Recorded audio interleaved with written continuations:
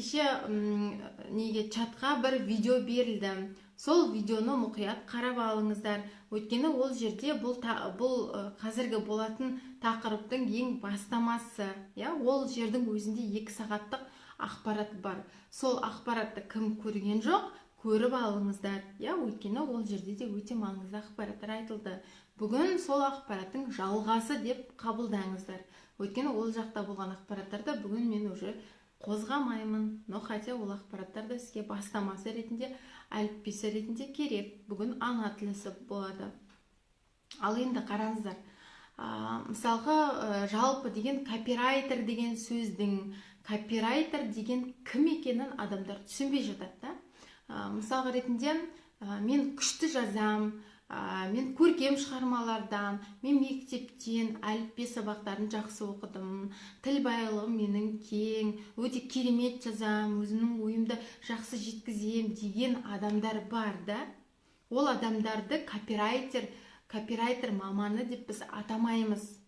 Ол адамдар жазушы болуы мүмкін, өздері прям дара туған, сондай бір керемет шығармашылық адамдары болуы мүмкін. Бірақ олардың барлығы копирайтер деген сөз емес. Яғни, кім күшті жазады, кім күшті ойын дәптерге түсіреді, оның барлығы копирайтер деген сөз емес.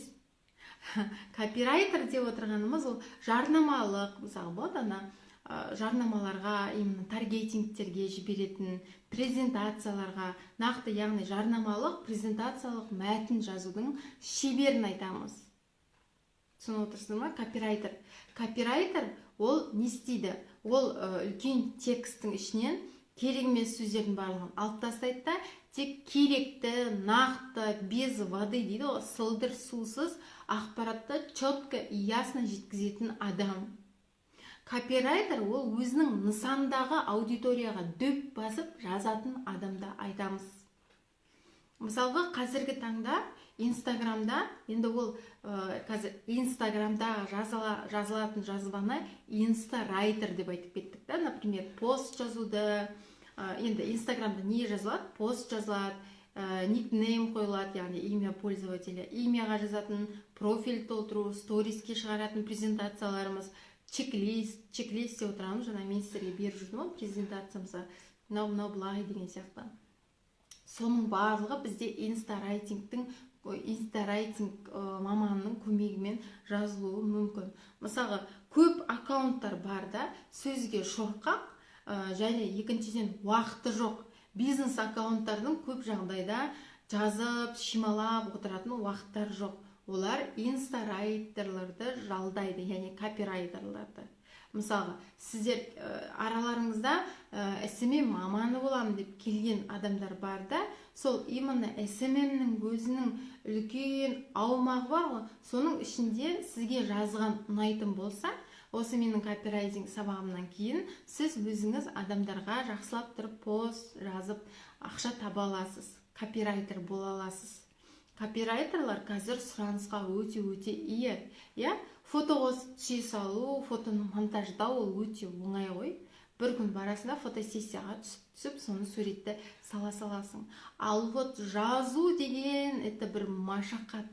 Адамға мына ойыңды жақсылап тұрып жеткізу, адамға жеңіл оқи алатындай етіп жеткізу, қиындатпай, терминдарды қоспай, нақты адамның сол текст арқылы ойын өзгерту, адамға сол текст арқылы жағымды болу, текст арқылы өзінің мынау керемет тұлға екеніңді көрсете білу.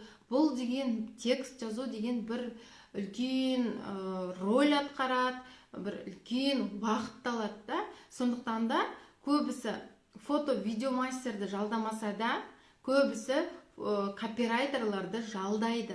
Өйткені отыратын уақыттары жоқ та, бәрін жазып, келістіріп, ұсынып деген сияқты. Ол кәдімгі Инстаграмда, мысалы, блогерлерде, бізде SMM мамандарда текст жазғанда бір соны керемет оңай жаза салды деп ойлауларыңыз мүмкін. Бірақ ол жеңіл оқылатын текст, ол всегда кәдімгідей бірінші жазып аламыз, оның керек емес жерлерін өшіреміз, оны қайтадан ұйқастырамыз, бір тексті 1 сағат 2 сағат жазамыз, біздің өзіміздің уақытымыз кетеді. Түсініп отырсыздар ма? Хоть біреуден орыстардан идея алатын болсақ та, оны қазақшаға аудару, қазақтардың менталитетімен жазу, өзіңнің стиліңе келтіріп жазу деген сияқты, яғни машақаты көп. Сондықтан да ол копирайтер, ол нақты нысандағы аудиторияға арнап, сылдырсусыз, мақсатты, ол копирайтерлардың мақсаты ол өткізіп жіберу тауарды, яғни сату. Копирайтер ол текстті жазғанда дәм болсын, тисе тимесе бұтаққа деген жоқ ода. Нысандағы аудиторияға дөп атады және мақсатына жетеді. Сол текстте бір кішкентай 4 абзацтық текст болсын, 3 абзацтық текст болсын, копирайтердің мақсаты бір нәрсеге адамды іс-әрекетке шақыру, қандай да бір адамның, оқып отырған адамға қандай да бір информацияны жеткізу, және ол адамның ойын өзгерту, және мақсаты оның сату. Вот копирайтер деп отырғанымыз арнайы кәдімгі техникаларға сүйене отырып жазған, сылдыр сусыз, артық ақпаратсыз, тек нақты керек ақпараттарды жазатын адамдарды біз копирайтер дейміз. Ал жазушылар, олар деген көркемдеп, әспеттеп, сөздің қасына сөз қосып, оның қасына сөз қосып сөйтіп жазатындар, олар жазушы. Кітап жазатындар, олар жазушы. Бірақ олар копирайтерлар емес. Копирайтерлар бір текстің ішіне нақты четкий информация жазатындар. Ал жазушылар, олар көркемдеп бір сөздің өзін бірнеше сөйлемге айналдырып, әдемі шашы қыпша беліне төгілген, көзі қап-қара оймақтай деп, беті аппақ мөлдіреген мақтадай деп өйтіп жазатындар, олар жазушылар. Ал инстарайтинг өйтіп отырмайды. Ол нақты четко иясына түсіндіреді. Яғни түсініп отырсыздар да? Копирайтинг деген нандай сала болса, инстарайтинг деген сол именно инстаграмға арналып жазылатын текст. Мысалы ретінде, сіз фейсбукке жазатын текстті әкеліп, инстаграмға жаза алмайсыз.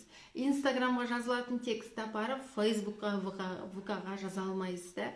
Әр платформада отыратын адамдардың несі әртүрлі, түсініп отырсыздар да? Ал енді инстарайтингте өздеріңіз білесіздер, пост жазғанда біз бар болғаны 2200 символға сыйдырып жазуымыз керек. Именно осы бүкіл әлем бойынша мен ойлаймын, ең үлкен жазатын прям 2200-ге жеткізіп, одан асып кетсе, там фотоға карусельге салып, немесе комментарийға жалғасып, немесе екінші постқа жалғастырып жатады. Ең ұзын жазатын халық осы қазақ деп ойлаймын, және сол ұзын жазылған текстің барлығын оқитында біздің қазақтар деп ойлаймын. Өйткені американдықтарды, шетелдерді қарасаң, көбінесе оларда ондай ұзын сонар 2200-ге дейін бетіп тексті жазып қойған байқамайсың да. Ну енді ресейліктерден бар блогерлер, ето каждый постына лекция жазбайды ше, біз ұқсап. Каждый пост емес, бір постна мынандай болса, екінші постна мынандай, үшінші постна мынандай, әйтеуір қысқа, но зато түсінікті посттар жазады да, мысалы оқуға ыңғайлы. Ал бізде қазақтарда бір мақсат қойып алғанбыз ба, білмеймін, менің өзімде әйтеуір каждый постын 2200-ге кәдімгі сыйғызамын, әйтеуір анау асып кетеді жазған уақытта. Бүйтіп қысқартасың, әйтеуір қысқартасың. Білмеймін, әйтеуір көбісінің мықты блогерлерді, танымал адамдарды қарасаң, көбінесе ұзын сонар пост жазады, көбісі. Яғни инстаграмның өзінің шектеуі бар. 2200 символға толтырып жазуымыз керек, одан артық деген. Сондықтан да сол бүкіл ойларыңыздың барлығын 2200 символға сыйғызасыздар. Одан кейін барып, инстаграмда сіздер байқайсыздар ма, пост шығарасыздар, мысалы, хоть таргетинг болсын, сіз интересныйға шықтыңыз, Сіз біреудің лентасы шықтыңыз, иә? Лентаға шыққанда мына жерде былай картина тұрады, астында текст тұрады. Текст толық көрінбейді ғой өзге адамдарға. Тексттің тек қана екі жолы ғана көрсетіледі, иә? Яғни бірінші сөйлемі ғана көрсетіледі. Түсініп отырсыздар ма? Сондықтан да Инстаграмда таргетингке арналған пост болсын, өзіңіздің лентаңызға арналған пост болсын, біз оның екі абзацы, яғни ең бастапқы бірінші сөйлемді жақсылап тұрып жазуымыз керек. Яғни сол бірінші сөйлеммен көбісінің қателігі біріншісіне қайырлы күн оқырмандар дейді. Болды, не о чем. Ол басқа адамға қайырлы күн оқырмандар деп көрінеді. Сіз ол жерді цепляйт ететін, адамды сіздің текстті оқуға итермелейтін бір әдемі сөз жазу керексіз. Оны енді мен тоже өзім артын тағы да сіздерге айтатын боламын. Ал енді алғашқы сөйлем маңызды деп айттым, иә? Одан кейін автордың өзіндік стилі болу керек. Ол автордың өзіндік стилі деп отырғанымыз, мысал ретінде сіз текст жазғанда біреулері бар мақалдатып жазуы мүмкін, біреулері бар әндетіп жазуы мүмкін. Мысалы, кейбір авторларды қараса, бір әр сөзіне бір мақал қосып отырады, например, әр сөзіне дегенде бір постқа міндетті түрде бір мақал қосуы мүмкін. Ал енді кейбіреулерін қарайсың, иногда бір ән өлең жолдарын қосуы мүмкін.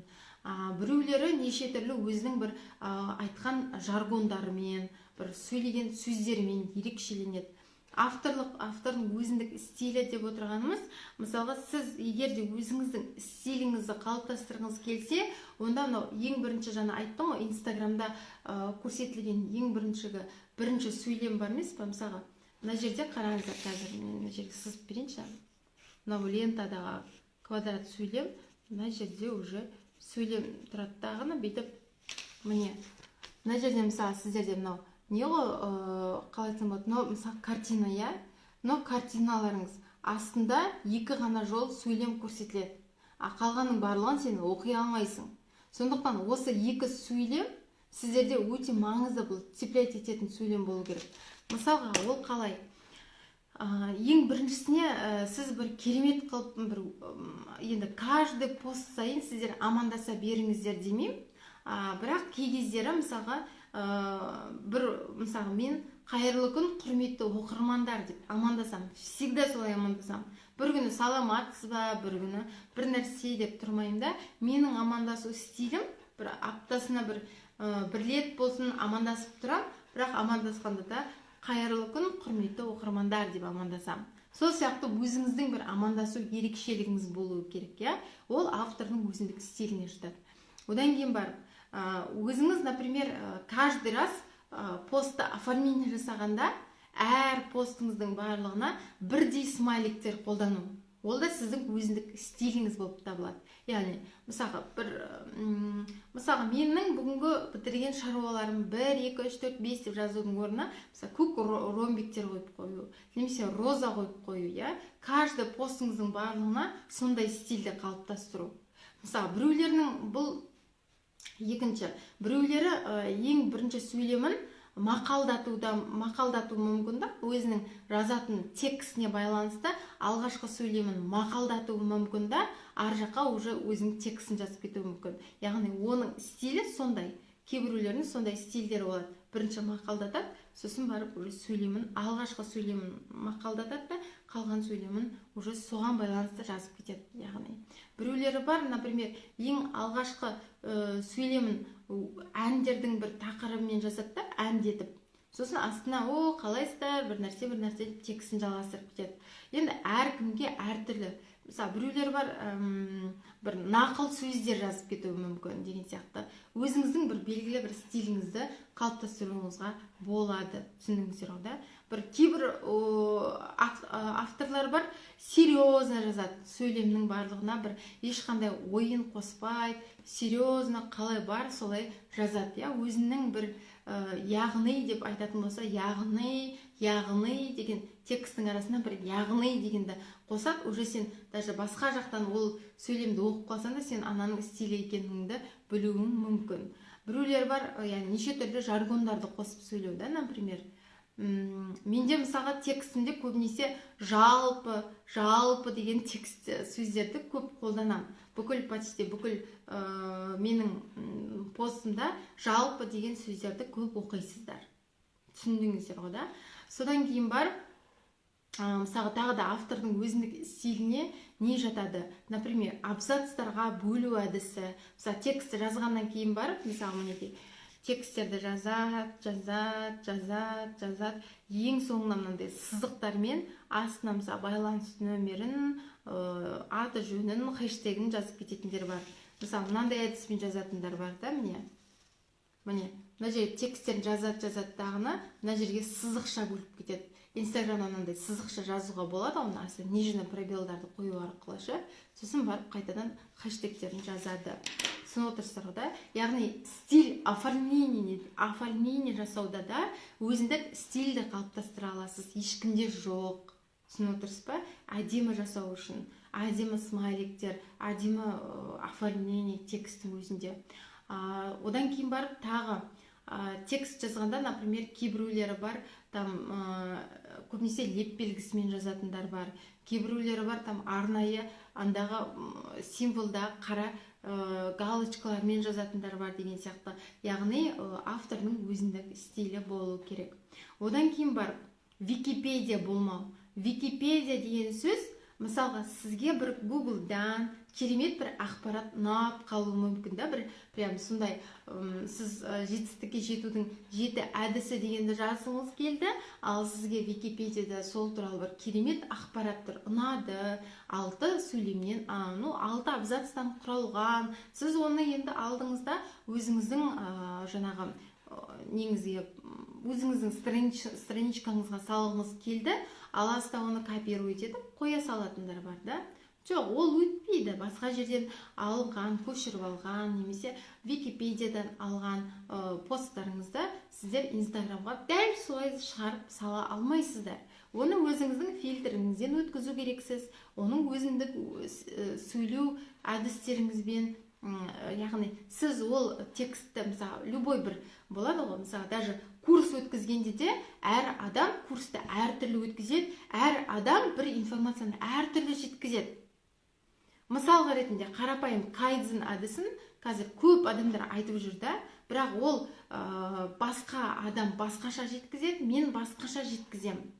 Бір аида техникасының өзін басқа SMM маманы басқаша жеткізеді, мен басқаша жеткізем.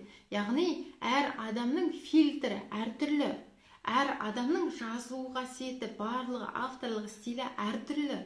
Түсініп отырсыздар ма? Сондықтан да сізде өзіндік бір жеке тұлғасыз. Ал енді Википедиядан көшіріп алсаңыз, ол енді сізге жараспайтын дүние. Сіз оны оқыңыз, одан кейін барып өзіңіз жазыңыз, өзіңіздің ойыңызбен, өзіңіздің стиліңізге, өзіңіздің мясорубкіден өткізіп барып, оқырмандарыңызға ұсыныңыздар. Және Википедия болмау дегеннің ар жағында не жатыр?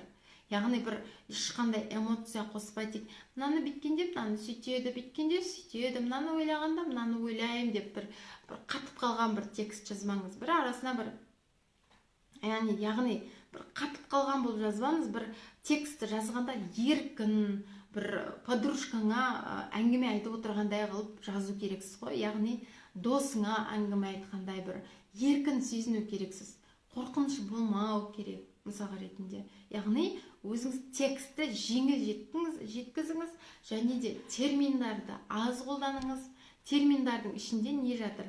Мысалға, сіз SMM мамансыз, ішіне аласыз, там публикация или там бір нәрсе, яғни сондай бір нелерді қолданасыз да, например, аргумент, там шыр нәрсе деген сияқты. Олардың барлығын, мысалы, сіздің аудиторияңыз қазақ аудиториясы деп ойлайық. Сол қазақ аудиториясы, ал ондай терминдарды білмеуі мүмкін. Мысалға, сіз логопедтің өзінде неше түрлі бір функциялары бар да, мен білмейтін бір функциялары бар, и соны сіз қолданасыз, біз оны түсінбейміз. Сондықтан да әр терминді жазардың алдында лучше ол терминді сіз халыққа жалпақ тілмен түсіндірсеңіз, ол өтімді болады. Яғни текст өте жеңіл болу керек та, оқылғанға жеңіл болу керек. Алды оқитын баланың түсінетіндей етіп жеткізе білуіңіз керек. Түсініп отырсыздар ма? Содан кейін барып инстаграмда смайлик қолдану өте маңызды дедім, бірақ сарала смайликтерді қолданбаңыздар. Яғни мына эмоджилар бар ғой, күліп тұрған, жылап тұрған, сондай смайликтерді көбінесе қолданбаңыздар. Өте аз қолданыңыздар, қолдансаңыздар да ше. Өйткені смайликтерді көп толтырып қойсаңыз, ол бір спам және бір жап-жас қыздың, жап-жас баланың жазылған дүниесі қылдырып бір көрінеді. Түсініп отырсыздар ма? Одан кейін барып, бастысы ол қорықпау. Мысалға, көбісі тексті жазып бастарда, например, қорқады. Инстаграммен миллион курсында мысалға айтасың ғой, текст жазыңыздар, өз ойларыңызды жазыңыздар деп. Сонда көбісі, не жазсам болады, менің қолымнан жазу келмей жатыр, мен түсінбей жатырмын, бұны мен қалай жазам деп жаза алады. Но просто миына андай не қойып алады дағына, мен жаза алмаймын деп программа жазып алады дағына, ол жаза алмаймын, істей алмаймын, қорқам деп отырсаңыз, сіз отыра бересіз, бір орында отыра бересіз. Қараңыз, мысалы, біреулер айтуы мүмкін да, менде подписчик аз дейді, менде подписчик аз, мен подписчик жинап алайын көп қылдырып.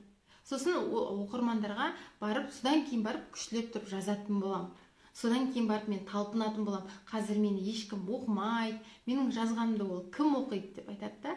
Но хотя менің өзіме лайк баспай, комментарий жазбай, 8 ай, 1 жыл бойына қадағалап барып, келіп курсыма жазылатындар бар да. Түсініп отырсыз ба? Но хотя лайк баспай, но хотя комментарий жазбай, но тығылып оқитындар бар. Сондықтан да мені кім оқиды, мен кім үшін жазам, менде адам жоқ қой деп айтатындар бар да. Ал сіз жазып бастаңыз, сосын барып сізге оқырмандар келе бастайды, сіздің текстіңізге қызығып. Түсініп отырсыз ба? Әдемі суреттеріңізді қойып, астына әдемі текст жазсаңыз, міндетті түрде сізді көп адам оқиды.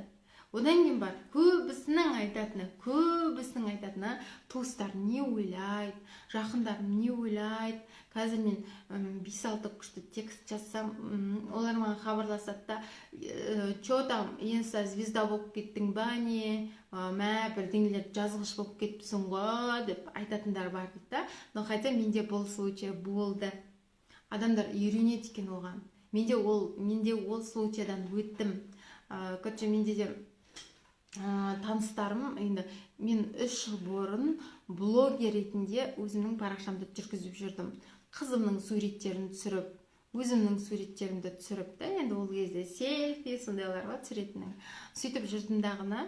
Сосын мысалы күз мезгілі болды ма, күзге арналған өзімнің ойымды, бүгін палау пісірдім ба, палау туралы өзімнің ойымды, бір жерге қыдырып бардым ба, ол жерден не алдым, не ұқтым, өзіме қандай бір керегі болды адамдармен сөйлескеннен кейін деген сияқты. Яғни бүгінгі күнім қалай өтті, бүгінгі күнімде бір қандай әсерлер алдым, қандай әрекеттер жасадым, қандай түйін шығардым, нақыл сөздер сөйтіп жазып жүрдім. Басында SMM саласына келмеген кезде декретте отырған анамын, іш пысады, сондықтан өзімнің блогымды солай мен бастадым. Сол кезде маған енді мен инстаграмды бұрын қарап жүрген класстас қыздар болады, группалас, өзімнің тумаларым жазатын болды, инстаграмның звездасы келе жатыр, инстаграмда постты өлтіріп жазатын келе жатыр, ұзын шұғынар жазатын келе жатыр деп мысалға ретінде. Не, сен инста звезда болып кеттің ба, текстер кәдімгі күнде пост шығаратын болып кетіпсің ғой, күнде текст жазатын болып кетіпсің ғой деп айтты. Но мен ол кезде анау айтып жатыр, ұят екен, құрсыншы жазбай қояйыншы, сол жұрттың әңгімесіне қалып дейтін болсам, қазір мен осы отырған шырым болмас едім. Түсініп отырсың ба?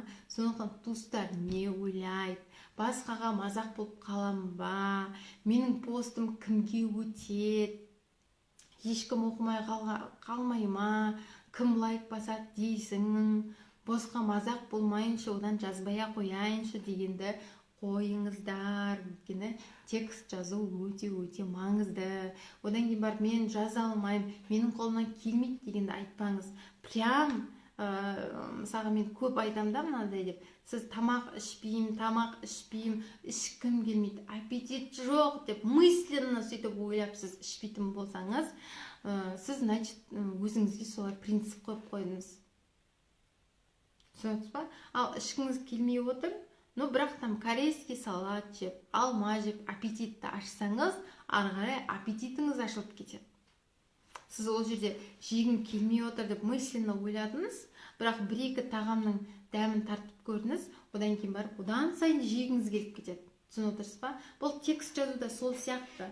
Идея бірден келмейді, бірден керемет мастер, бірден Москваны құрып кетпейсіздер. Басында текст жазу маған да қиын болды. Әсіресе жарнамалық тексттерді жазу, копирайтинг бойынша текст жазу маған өте қиын болды. Қалай жазсам болады, қалай құрастырамын, анадан информация іздеймін, мынадан информация іздеймін, өзімнің бренд кумир дегенде өзімнің саламдағы ең мықтыларды зерттеймін, олар қалай жазды, оны алып Google'дан іздеймін, YouTube'дан іздеймін, сөйтіп әйтеуір тексттерді жазып кеттік. Түсініп отырсыздар ғой, да? Басында бірден жазып кету қиын. Ең бастысы ол алдында мен айтып кеттім бірінші сабақта, қиындатпаңыздар, жаза алмаймын демеңіздер, сіздер жазасыздар, жазып бастаңыздар және жазып кетесіздер. Түсініп отырсыздар ғой, да? Бара-бара адам шешен болады. Енді, мысалы, текстті жазғанда да сіз кімге жазасыз? Представьте, сіз кімге жазасыз? Сіз текстті жазғанда да бір определенный аудитория болу керек та. Менің аудиториям осы. Яғни сіз текстті жазғанда, мысалы, сіз текстті жазасыз ғой, сол кезде сіз елестету керексіз клиенттің аватарын. Сіздің клиентіңіз кім? Сіз кімге арнап жазасыз? Яғни әр тұлға әртүрлі.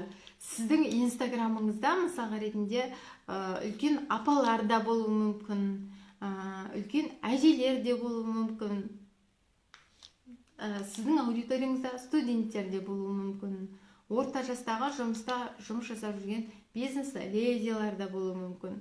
Яғни әртүрлі, мысалы, нысандағы аудиторияның барлығын бір деп ойлауға болмайды. Әр бизнестің, әр адамның, мысалы, менің нысандағы аудиторияларым, например, мен жасын, яғни нысандағы аудиторияларды біз қалай бөлеміз?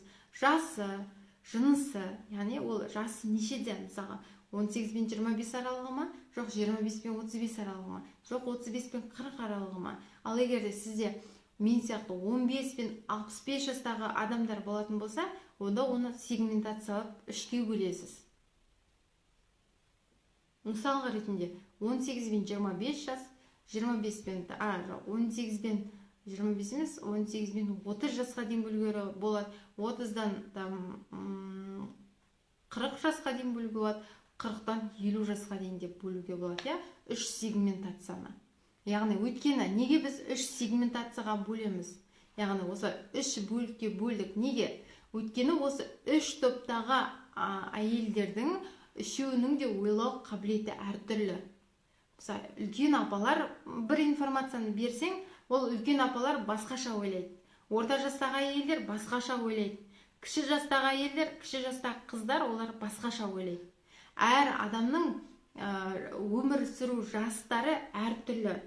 Әр адамның көрген қиындықтары, жеткен жетістіктері әртүрлі. Сондықтан да аудиторияның барлығын бір алып текст жазу ол тоже дұрыс емес, барлығына өтімді болмай қалады. Түсініп ма? Тексттеріңіз дәл тисін десеңіздер, сол тексттен результат болсын десеңіздер, онда жаңағыдай нысандағы аудиторияны зерттеп барып, дәл соның қажеттілігін қанағаттандыратындай етіп жазу керек. Мысалы ретінде жынысы әйел адамдарға ма, ер адамдарға ма, даже текст жазғанда сіз әйел адамдарға өткізгіңіз келсе, әйел адамдарға бөлек текст жазған жақсы. Ал ер адамдарға өткізгіңіз келсе, ер адамдарға бөлек өткізген жақсы. Өйткені әйел адамдарға жазғанда әспеттеп, әрлеп жазасыздар да, әйел адамға әдемі болғаны жақсы, қандай да бір заттың необычный болғаны жақсы, прочный болғаны жақсы да. Ал ер адамға бір зат бар ма? Бар. болды. Сапалы ма? Сапалы. Және бағасы болды. Ер адамға көп нәрсенің қажеті жоқ. Мысалы, бір ручка, ол ручка қызыл түсті, жазғанға әдемі жағылады, жазады, сиясы көпке тұрады. Бұның өзімен жазғанның өзінде сиясынан өзінен әдемі иіс шығады деп жазудың қажет жоқ ер адамға. Ер адамға просто міне мынау ручка, мынау бренд ручка. Бұл ручканы Қайрат Нұртас ұстаған. Бұл ручка Турциядан келген. Бұл ручканың суммасы осындай десеңіз, ер адамдарға болды, жетеді. Түсініп отырсыз ба? Яғни ер адамға бұл анау-мынау емес, бұл бренд ручка екенін айтсаңыз, соның өзі жетеді, болды, алады. Ал әйел адамға кәдімгі бәрін айту керексің. Бұл бүйткенде сөйтеді, жазғанда кәдімгідей өте әдемі, ұзаққа барады, бұл деген ұзаққа жазылады деп бәрін подробнее түсіндіресің. Бұл әйел адамдар. Жынысына да байланысты, сонда әртүрлі текстер әртүрлі кетеді, түсініп отырсыздар ма? Ал енді отбасылық жағдайы, мысалы, күйеуге шықпаған қыздардың психологиялары тіптен бөлек. Күйеуге шығып ана атанған оқырмандардың психологиялары мүлдем бөлек. Түсініп отырсыздар ғой да? Яғни отбасылық жағдайы тоже маңызды. Ал енді қызметі бойынша да нысандағы аудиториялардың әрқайсысы әртүрлі түсінеді текстерді. Мысал ретінде сен дәрігерлерге арналған текст, ол мүлдем бөлек та. Мысал ретінде қызметіне байланысты деп отырғанымыз, мысалы, мен аудиторияларды қалай бөлемін? Мысалға, маған SMM мамандары, SMM маманы болам деп жүрген аудитория керек. Қызметі бойынша әлі жұмыссыз, бірақ өзінің бір саласын тапқысы келеді. Яғни қызметі бойынша солай бөлеміз.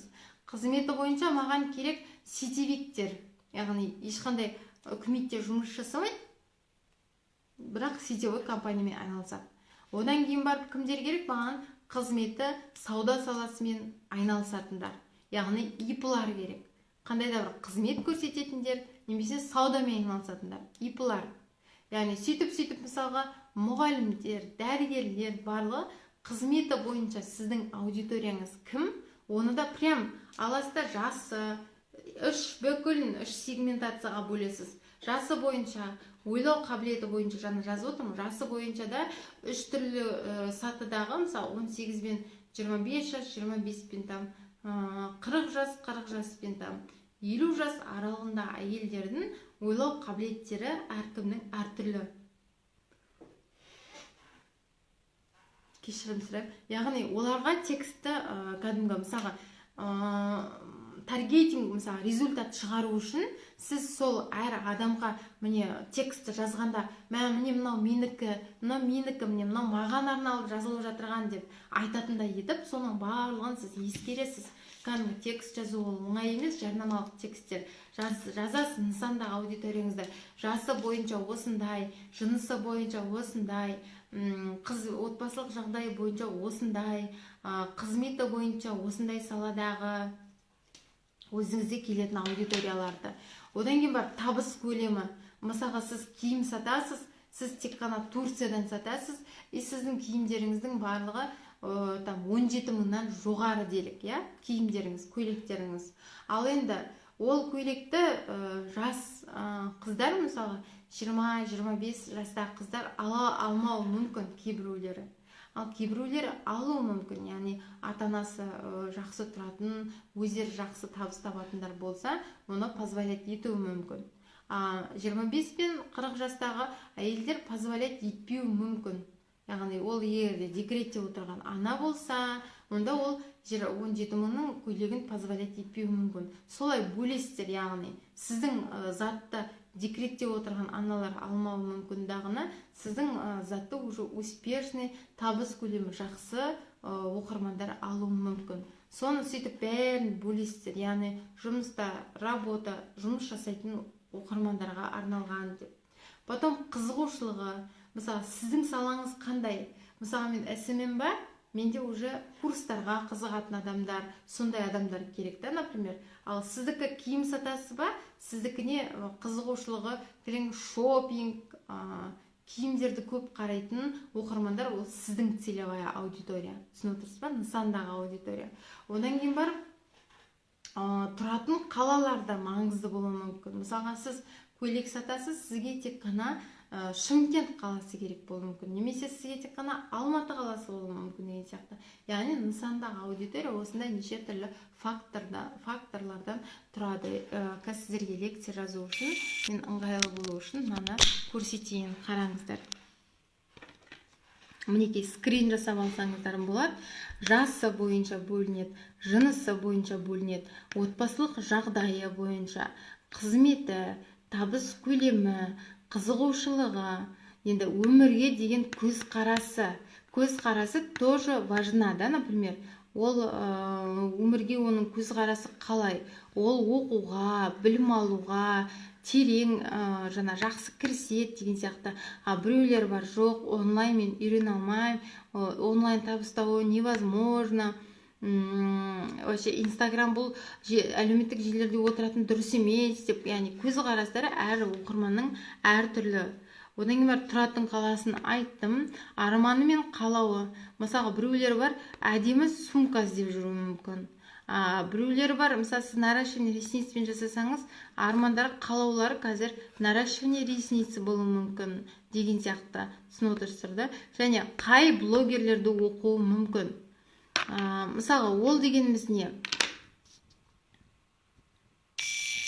Мысалға, қай блогерлерді оқуы мүмкін деп айттым. Мысалға, сіздің аудиторияңыз, сіз ойлау керексіз, да? Менің аудиториям қай блогерлерде жүр?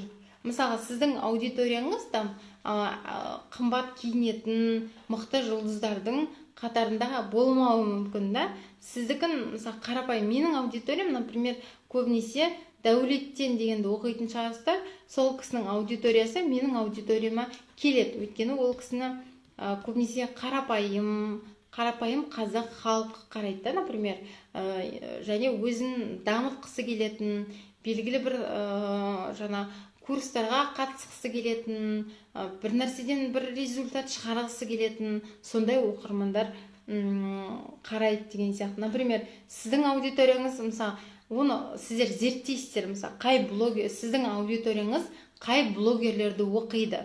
Мысалы, блогерлерді ашып қарап, прямой эфирлеріне кім кіреді, кім комментарийді жазады, қандай аудитория жазып жатыр ол комментарияларды деп сіздер зерттейсіздер. Ертеңгі күні блогерлерге жарнама бергенде де, мысалға, ол блогердің нысандағы аудиториясы, ол сіздің аудиторияңызға келе ма, әлде келмей ма? Бостан-босқа ақша шығындалып қалмауыңыз керек. Түсініп отырсыздар ма? Мысалға, Ернар Айдарды, мысалға, кілең жас қыздар оқуы мүмкін, допустим. Ал сізге, мысалы, 18-25 жастағы қыздар керек емес деп ойлайық.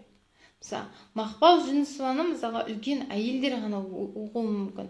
Ал сіздің аудиторияң сол Мақпал Жүнісованың аудиториясы болуы мүмкін деген сияқты. Сіз деген әр блогерді зерттеп, өзіңіздің ертеңгі күні, мысалға, сіздерге айтылатын болады, например, сіз басында блогерлерге жарнама беріңіздер деп, сол кезде дәм болсын ұтылып қалмаңыздар. Яғни блогерлерге жарнама бергенде де, ол жарнаманы бас жоқ, ат жоқ, жөн жоқ, бере беруге болмайды. Ол жарнаманы берерде де, ол нысандағы аудиторияға келе ма, ол нысандағы аудиторияға келмей ма, соны да зерттеу керек болады. Одан кейін барып, сіздің аудиторияңыз Инстаграмда қай уақытта отырады? Яғни сіздің аудиторияңыз, например, жұмыс жасайтын әйелдер болса, ертең карантин біткеннен кейін, ол возможно оқуы мүмкін. Солай талдайсыз да, осыны бүгін талдаңыздаршы. Мысалға, сіздің аудиторияңыз декреттегі әйелдер болса, декреттегі әйелдер возможно қай уақытта босайды. Олар енді обедтен кейін бос деп ойлаймын. Уже сағат 2-3-тердің, енді 2 демей ақ қояйын, 3-терде бірақ ұйықтауы мүмкін, да, білмейсің декреттегі әйелдердің. Ал сағат 2-де енді сіз оны звондап сұрауыңызға да болады, таныстарыңызға, прикол ретінде 3-4 танысыңызға звондауыңызға болады. Мысал ретінде декретте отырған әйелдерге: сәлем, қалайсың, после обеда немен айналысасың, Инстаграмды жалпы қай уақыттарда оқып жүрсің деп қызыққа 3-4 опрос жасауыңызға болады.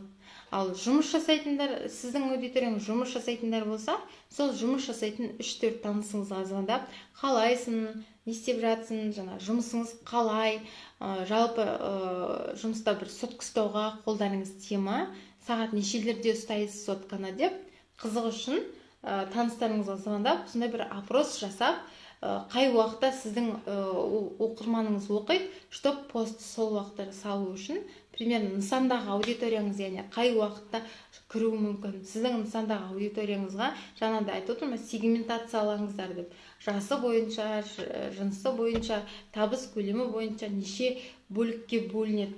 Солай сіздер сегментациялау керексіздер. Сонда сіздерде примерно 2 сегментация немесе 3 сегментация шығулары керек. Түсініп отырсыздар да? Так, одан кейін барып сіздерге тағы да бір қазір қызық айтам, мынандай Маслоу деген пирамида бар. Содан кейін бар, нысандағы аудиторияны анықтағанда, сіз былай да анықтауыңызға болады. Менің ақшам кімнің қалтасында жүр деп.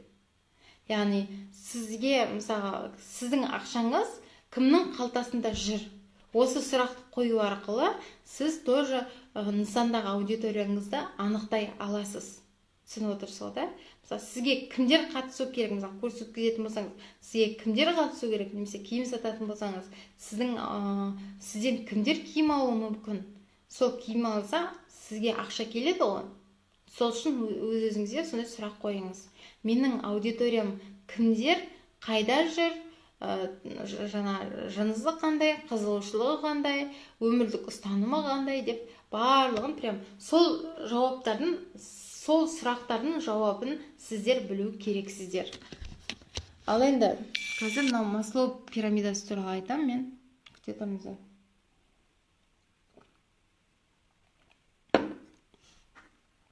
Міне мынау Маслоу пирамидасы. Бізде адамдар жалпы әртүрлі деңгейге қажеттілігі бар да, әр адамның әртүрлі қажеттілігі бар. Мысалы, ол қандай қажеттілік? Ең бірінші бүкілінікі физиологиялық қажеттілік. Осы қажеттілікті өтеп алмай, адам мына қажеттілікке өтпейді. Мысалы, физиологиялық қажетке не жатады? Қараңыздар. Физиологиялық қажет ол тамақ, су, киім-кешек. Яғни адамның күнделікті тіршілігіне қажетті тамақ, су, ауа, ұйқы, демалыс және басқалары жатады. Бұл қажеттіліктерді қанағаттандырмаса, адам өмір сүре алмайды. Яғни тамақ болмаса, адам өмір сүре алмайды. Су болмаса, адам өмір сүре алмайды. Киім болмаса, адам өмір сүре алмайды. Ұйқы болмаса, адам өмір сүре алмайды. Ауа болмаса, адам өмір сүре алмайды. Бұның барлығы физиологиялық қажеттілік. Ал қараңыздар міне. Мысалы, адам 2 күн ұйықтамаса, физиологиялық қажеттілігін қанағаттандырмаса, жұмысын, күнделікті тіршілігін дұрыс жұмыс істей алмайды. Барлығы нормаға келгенде ғана қажеттіліктің келесі сатысына өтеді. Яғни физиологиялық қажеттіліктен қауіпсіздік қажеттілікке өту үшін адамдардың көбісінде тамақтары, ішер тамақтары болу керек, ішер сулары болу керек, вовремя ұйықтап жүру керек, киім-кешектері болу керек. Яғни осының барлығы дұрыс, қажеттілігінің барлығы орнына толып тұрса, онда адамдар келесі қажеттілікке өтеді. Келесі қажеттілік ол қауіпсіздік қажеттілігі. Яғни баспана, комфорт, өзінің қауіпсіздік сезіну. Толығырақ толығып кетсек, мысалға, қауіпсіздік және қорғаныста әр адам сезінгісі келеді, дұрыс қой. Сол үшін де есіктеріне сенімді құлып қояды, өмірлерін сақтандырады, аурудан, басқа қайғы-қасіреттен алшақ болуға тырысады. Түсініңіздер ме? Бұл қауіпсіздік қажеттілігі. Ал енді осы қауіпсіздік қажеттілігіне уже жақсы, бұл яғни барлығы жақсы, баспанасы бар, комфорты бар, өзін қауіпсіз сезінеді. Олар арғарай қайда өтеді? Арғарай олар әлеуметтік қажеттілікке өтеді. Түсініп отырсыздар ма? Әлеуметтік қажеттіліктер мейірім, қолдау, қарым-қатынас, яғни адамның махаббат, жақын адамдарынан жылулыққа, достық қарым-қатынас, әлеуметтік топқа пайдасының тиюі сияқты әрекеттерге ұмтылу. Әлеуметтік ортада адам өзінің керек екенін сезіну арқылы мотивация алады. Яғни әлеуметтік қажеттіліктер уже адамның басқа адамдармен қарым-қатынасының түзеуін, достар табуының деген сияқты, яғни достық қарым-қатынастар, жұмыстастармен жақсы болу, әлеуметтік ортада өзін керек сезіну, осының барлығы әлеуметтік қажеттілікке жатады. Яғни әрдайым сіздердің мынау қажеттіліктеріңіздің барлығы болуы керек. Әлеуметтік қажеттілік соның ішінде маңызды. Барлығымен жақсы араласа беріңіздер, достық қарым-қатынасты жақсы құрыңыздар, махаббаттарыңызда адал болсын, жақын адамдарыңызға жылулық сыйлаңыздар, әрдайым жаныңызда жүрген адамдардың барлығына жылы сөздеріңізді айтып, комплимент айтып, бір қуанып қойыңыздар. Басқа адамды, қасыңдағы адамдарды мақтасаң, ол сенен артық адам жоқ деп ойлайтын болады. Ал енді келесі, әлеуметтік қажеттілігі жақсы адамдар онда келесі қажеттілікке өтеді. Кейбіреулер мына әлеуметтік қажеттілігінде өте алмайтындар бар. Негативді етіп жүреді, айналасының барлығына бір дос емес, бүкіл айналасында адамдардың бәрін жау қылып жүретіндер, бір проблема, психологиялық проблема. Яғни осының барлығы әлеуметтік қажеттілікке әкеліп соғады. Әлеуметтік қажеттіліктің жетіспеуіне тудырады. Мейірім ол адамда болмаса, ешқандай қолдау болмаса, ешкіммен қарым-қатынас болмаса, онда ол келесі сатыға өтпейді. Ол осы сатыда бас айналып жүреді осылай. Сондықтан аудиторияда әртүрлі, адамдар да әртүрлі. Бұл Маслоу пирамидасын сіздер білгендеріңіз, ертеңгі күні бренд болғанда да сіздер бұл пирамиданы білу керексіздер. Ал енді төртінші саты ол мойындату қажеттілігі. Ол уже өз-өзіне құрмет, атақ, дәреже. Яғни мен мына жерге толығырақ сіздерге түсінікті болу үшін жазып кеттім. Әлеуметтік ортаға пайдасы тигеннен кейін, махаббатты, жақындықты сезінгеннен кейін өзін мойындатып, мықты, әрі сенімді адам болып көрінгісі келеді. Сыйласымдылық пен атақ дәрежені алған адам өзіне сенімді бола бастайды. Сол арқылы өмір сүруге деген ұмтылыста күшейеді. Яғни мойындату қажеттіліктер дегеніміз өзі жетістікке жетіп, міне басқа адамдардың барлығын сыйлай отырып, өзі жетістікке жетіп, мықты әрі сенімді адамды өзінен қалыптастырады. Түсініп отырсыздар ма? Жұмысында мықты болады, өзін қалыптастырады, қандай қызметкер екенін қалыптастырады, өзінің атақ дәрежесін қалыптастырады. Яғни бұл мына үш қажеттілікті өтеген адамдар міне физиологиялық қажеттілігі дұрыс, толық, қауіпсіздік қажеттілігі толық, әлеуметтік қажеттілігі толық адамдар уже мына қажеттілікті орындауға әрекет жасай бастайды. Түсініп отырсыздар ма? Ол адам өз-өзіне сенімділікті жоғарылатып бастайды, өз-өзіне құрметті жоғарылатып бастайды. Уже атақ дәрежеге, өзінің атын шығаруға, танымал болуға ұмтыла бастайды. Түсініп отырсыздар ма? Ал бесінші қажеттілік, мысалы мынандай болып тұр ғой, міне бұған көп адам жете бермейді, бұған тек үздіктер жетеді. Танымдық. Сіздер мысалға осы мынаның барлығы сіздерде бар, дұрыс деп ойлаймын да, сіздерде танымдықтасыздар. Қазір сіздер осы ұшында тұрсыздар. Неге деп айтайын ба? Неге?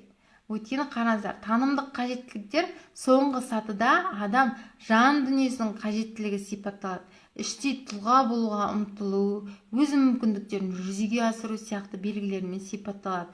Төмендегі сатылардан өткен адам ендігі өмірдің мәнін қоршаған ортаны зерттеу, жаңаша дүниеге көзқарас қалыптастыра бастайды. Яғни танымдық қажеттіліктерде көп оқырмандар өзін дамытады, курстарға қатысады, неше түрлерге тренингтерге қатысады, яғни өзінің бүкіл жоспарын барлығын осында жүзеге асыруға тырысатын болады. Түсіндіңіздер ма?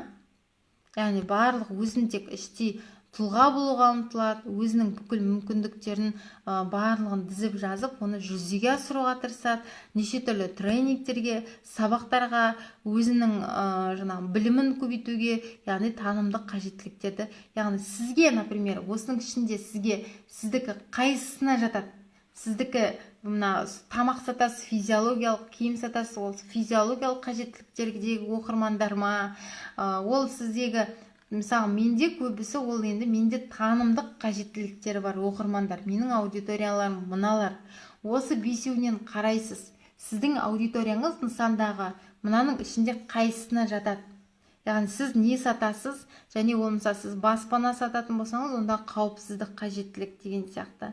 Сіз оқырмандарды жаңа бір-бірімен достастыруға сондай бір психолог болсаңыз, онда мынау қажет деген сияқты ғой. Яғни осының барлығы, осы нысандағы аудитория осындай физиологиялық қажеттілік, қауіпсіздік қажеттілік, әлеуметтік қажеттілік, мойындату қажеттілігі, танымдық қасиет болып 5-ке бөлінеді, және осы бойынша адамдардың қайсысына жататынын көруге болады. Так, енді манада авторлық стильге тоқталып кеттім, бірақ қазір мен тағы да авторлық стильге тоқталып кеткім келіп отыр. Қазір күте тұрыңыздар. Ол қалай? Міндетті түрде авторлық стиль өзгелерден сіз ерекшелену керексіздер. Мен айттым да оны, несімен ерекшелену болу керектігін. 3-4 адамды жаңа бақылап қарап, осы именно авторлық стильге келгенде өзіңіз ең мықтыларды саралап, осы өзгелерден ерекшеленуді қарау керексіз. Яғни сіздің текст басқа адамдардан несімен ерекше болуы керек. Мүмкін сіз әзіл қосып сөйлейсіз ба, мүмкін сіз тым серьезно сөйлейсіз ба. Мана айтып кеттім, өзіндік стиль қалыптастыру, мысалы мақалдату, әндетіп амандасу, немесе тақырыпқа қолдану. Ол туралы тоже қозғалдық да, осыны жазып алыңыздар. Жеңіл оқылуы керек. Текст міндетті түрде жеңіл оқылуы керек, қиын термин сөздерді қолданбаймыз. Оқырманға сенімділік ұялата білуіңіз керек. Мысалға, кейбір оқырмандар бар, өздері не жазғандарын өзі білмейді, бас аяғы жоқ. Сондықтан сіздің тексті оқығанда басқа адам сенімді бола бастау керек сізге. Және ең бастысы, мынаны неге қайтадан жазып кеттім, осының барлығын сақтап, бір рөлге ғана енуіңіз керек. Бүгін мақалдатып жазып, ертең сақалдатып жазып, арғы күні тағы да әндетіп жазып, қажеті жоқ. Бір рөлге еніңіз, сіздің тексті оқыған адам уже сіздің стиліңіз екенін түсіну керек. Текстте де адам өзіндік стильді қалыптастыру керек. Қандай да бір жиі қолданылатын сөздер, оформление, амандасу деген сияқты осының барлығын бір рөлге ену керексіз. Біреулер әзіл қой болады мына жерде, біреулер шындықты қолдайтындар болады, біреулер тек қана қарапайым жаңағыдай өзінің, біреулер бар мынада мақтанып жаза беретіндер бар, бір рөлге енгенде де мысал ретінде. Ал сіз өзіндік стильді тоже қалыптастырдыңыз.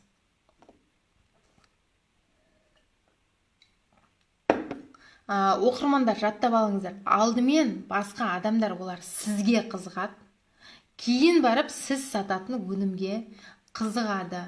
Осыны түсіну керексіздер. Ал енді жақсы түсіндік деп ойлаймын. Бастысын түсіндік деп ойлаймын. Қалай қараңыздар. Мәтін неден тұрады? Ең алдымен мәтін ол бірінші кіріспеден тұрады, білесіздер да? Бірінші кіріспе болады, одан кейін барып негізгі ой болады, одан кейін барып қорытынды болады. Енді қараңыздар, осы мәтінде мысалға көп адамдар оқиды ғой, мысалға оқығанда сіз ол адамға оқуына ыңғайлы қылдырып бір шамалы не жасау керексіз да? Сол оқылуына ыңғайлы қылдырып сіз оған бір жағдай жасау керексіз әр оқырманға. Түсініп отырсыздар ма? Ол үшін сіздерге ең бірінші бір сөйлем тұрады, бір сөйлем жазасыз, например, сөйлемнің басы басталды, сол нүктеге дейін, немесе сөйлем басталды, ол леп белгісіне дейін біздерде көбісі барда шұбартып түрмен жаза береді, прям 25 сөз болу мүмкін бір сөйлемнің өзінде. Ал енді адамдарға оқылым ендіксі деген бар. Адамдарға оқылу қай сөздер аралығы адамға, мысалға бір сөйлемде неше сөз болу керек. Осыған тоқтала кетейінші. Мысалға сіз бір сөйлем жаздыңыз, ол 8 бір сөйлемнің ішінде 8 сөз болса, онда ол өте жеңіл оқылады адамдарға. Бір сөйлемнің ішінде 8 сөз болса, ол оқырмандарға жеңіл оқылады. Ал егерде бір сөйлемде 8 бен 11 аралығында сөз болса, бір сөйлемде 8 бен 11 аралығы, онда ол жеңіл оқылады тоже. Манаға 8-ге дейінгі сөздер олар өте жеңіл оқылса, ал 8 бен 11-ге дейінгі сөздер, яғни бір сөйлем 8 бен 11 сөзден тұрса, онда ол тоже жеңіл оқылады. Ал енді 12 мен 17 аралығындағы сөз бір сөйлемде болса, онда ол примерно орташа. Қиын деп айтпай қойын, енді ол орташа. Ал енді сіз 18 бен 22 аралығындағы сөзді бір сөйлемге біріктіріп жіберсеңіз, онда ол оқырманға қиын болады. Оны оқу өте қиынға соғады. Ал оқылым индексін сіз ереже бойынша сақтамайтын болсаңыз, онда оқырмандар сіздің сөйлемдерді оқымайтын болады. Түсініп отырсыз ба? Яғни 18 бен 22 сөзден тұратын сөйлем, ол оқылуға өте қиын. Ал 23-тен асырып жазатындар бар. Олардікі тіптен өте қиын, оны қабылдау, оны оқу. Түсініп отырсыздар ма? Сондықтан да бір сөйлемді білесіздер, онда басталады, бас әріппен нүктеге дейінгі аяқталады. Соның ішіндегінің барлығы бізде сөйлем болып табылады. Сол сөйлем тек 8-ге дейін ғана болса, сол сөйлем, онда ол өте жеңіл оқылады. 8 бен 11, 12 мен 17-ге дейін ғана қойыңыз. Максимум бір сөзден 17 сөзге дейін болды. Арғарай ол өте қиын адамға. Оны оқу, оны жүзеге асыру. Түсіндіңіздер да, оқылым индексін. Ал енді мәтіннің өзінің құрылымы болады. Мысалы, мана айттым ғой, тақырыбы, негізгі ой деп айтып жатырмын да. Мысалы, тақырыбының өзі, яғни тақырыбы ол бізде кіріспесі болып табылады. Сол мәтіннің құрылымы басындағы ол кіріспесі. Сол кіріспесі ол тақырыбы. Әр текст жазарда, мәтін жазарда алдымен сіздер тақырыбын қойып алыңыздар, ол текстіне. Ол тақырыбын басында 2 сөйлем болу керек. Яғни кіріспесі, бастапқы тақырыбы, ең бірінші абзац, ол 2 сөйлем болу керек. 2 сөйлемнен аспасын. Мысалы, біреулері қайырлы күн оқырмандар, қалайсыздар деген сияқты. Мысалы, басында бастайды, например, қайырлы күн оқырмандар, мен өзімді таныстырып өтейін, немесе тағы мына постыңызға қандай тақырып қоясыз, содан кейін барып, сол яғни кіріспесі 2 сөйлемнен тұру керек. Прям жазып алыңыздар. Кіріспе 2 сөйлемнен тұру керек деп.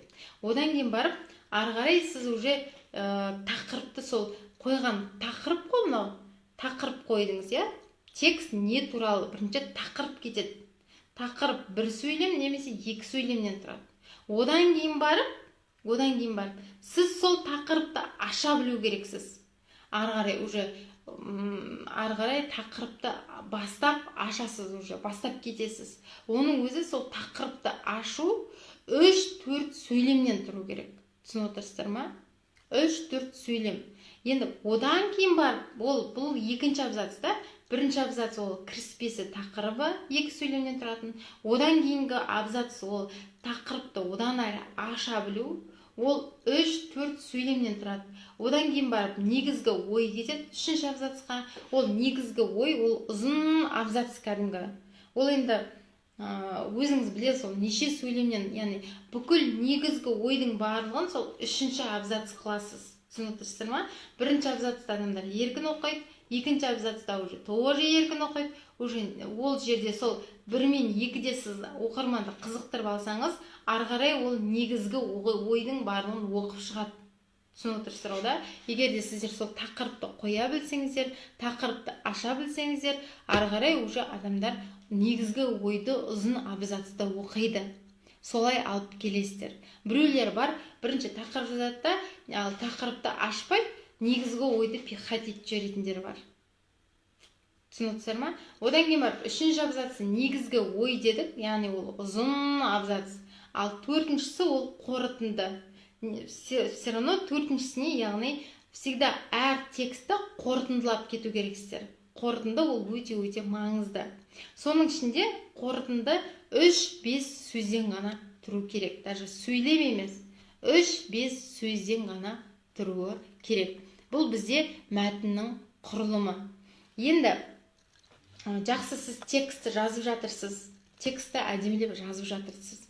Бірақ текст жазғанда қандай қателікті жіберіп алмауыңыз керек. Мен соған да тоқталып өткім келіп отыр. Ол ұзақ кіріспе. Сіз егер кіріспенің өзін ұзақ қылдырып жазатын болсаңыз, онда адамдарды бірден қашырып аласыз. Және текст жазғанда мысалы нақты бір мақсат болу керек та. Мен бұл текстті не үшін жазайын деп жатырмын? Бұл текстті жазғанда өзге адамға мен не түсіндіргім келіп отыр? Реально мен ол адамға не жеткізгім келіп отыр? Ол менің текстімді жазғанда, оқығанда, ол адам қандай түйін шығару керек? Текстті оқымай тұрғанға дейінгі ойы қандай? Тексттен оққаннан кейінгі сол ойы қай жаққа өзгеру керек?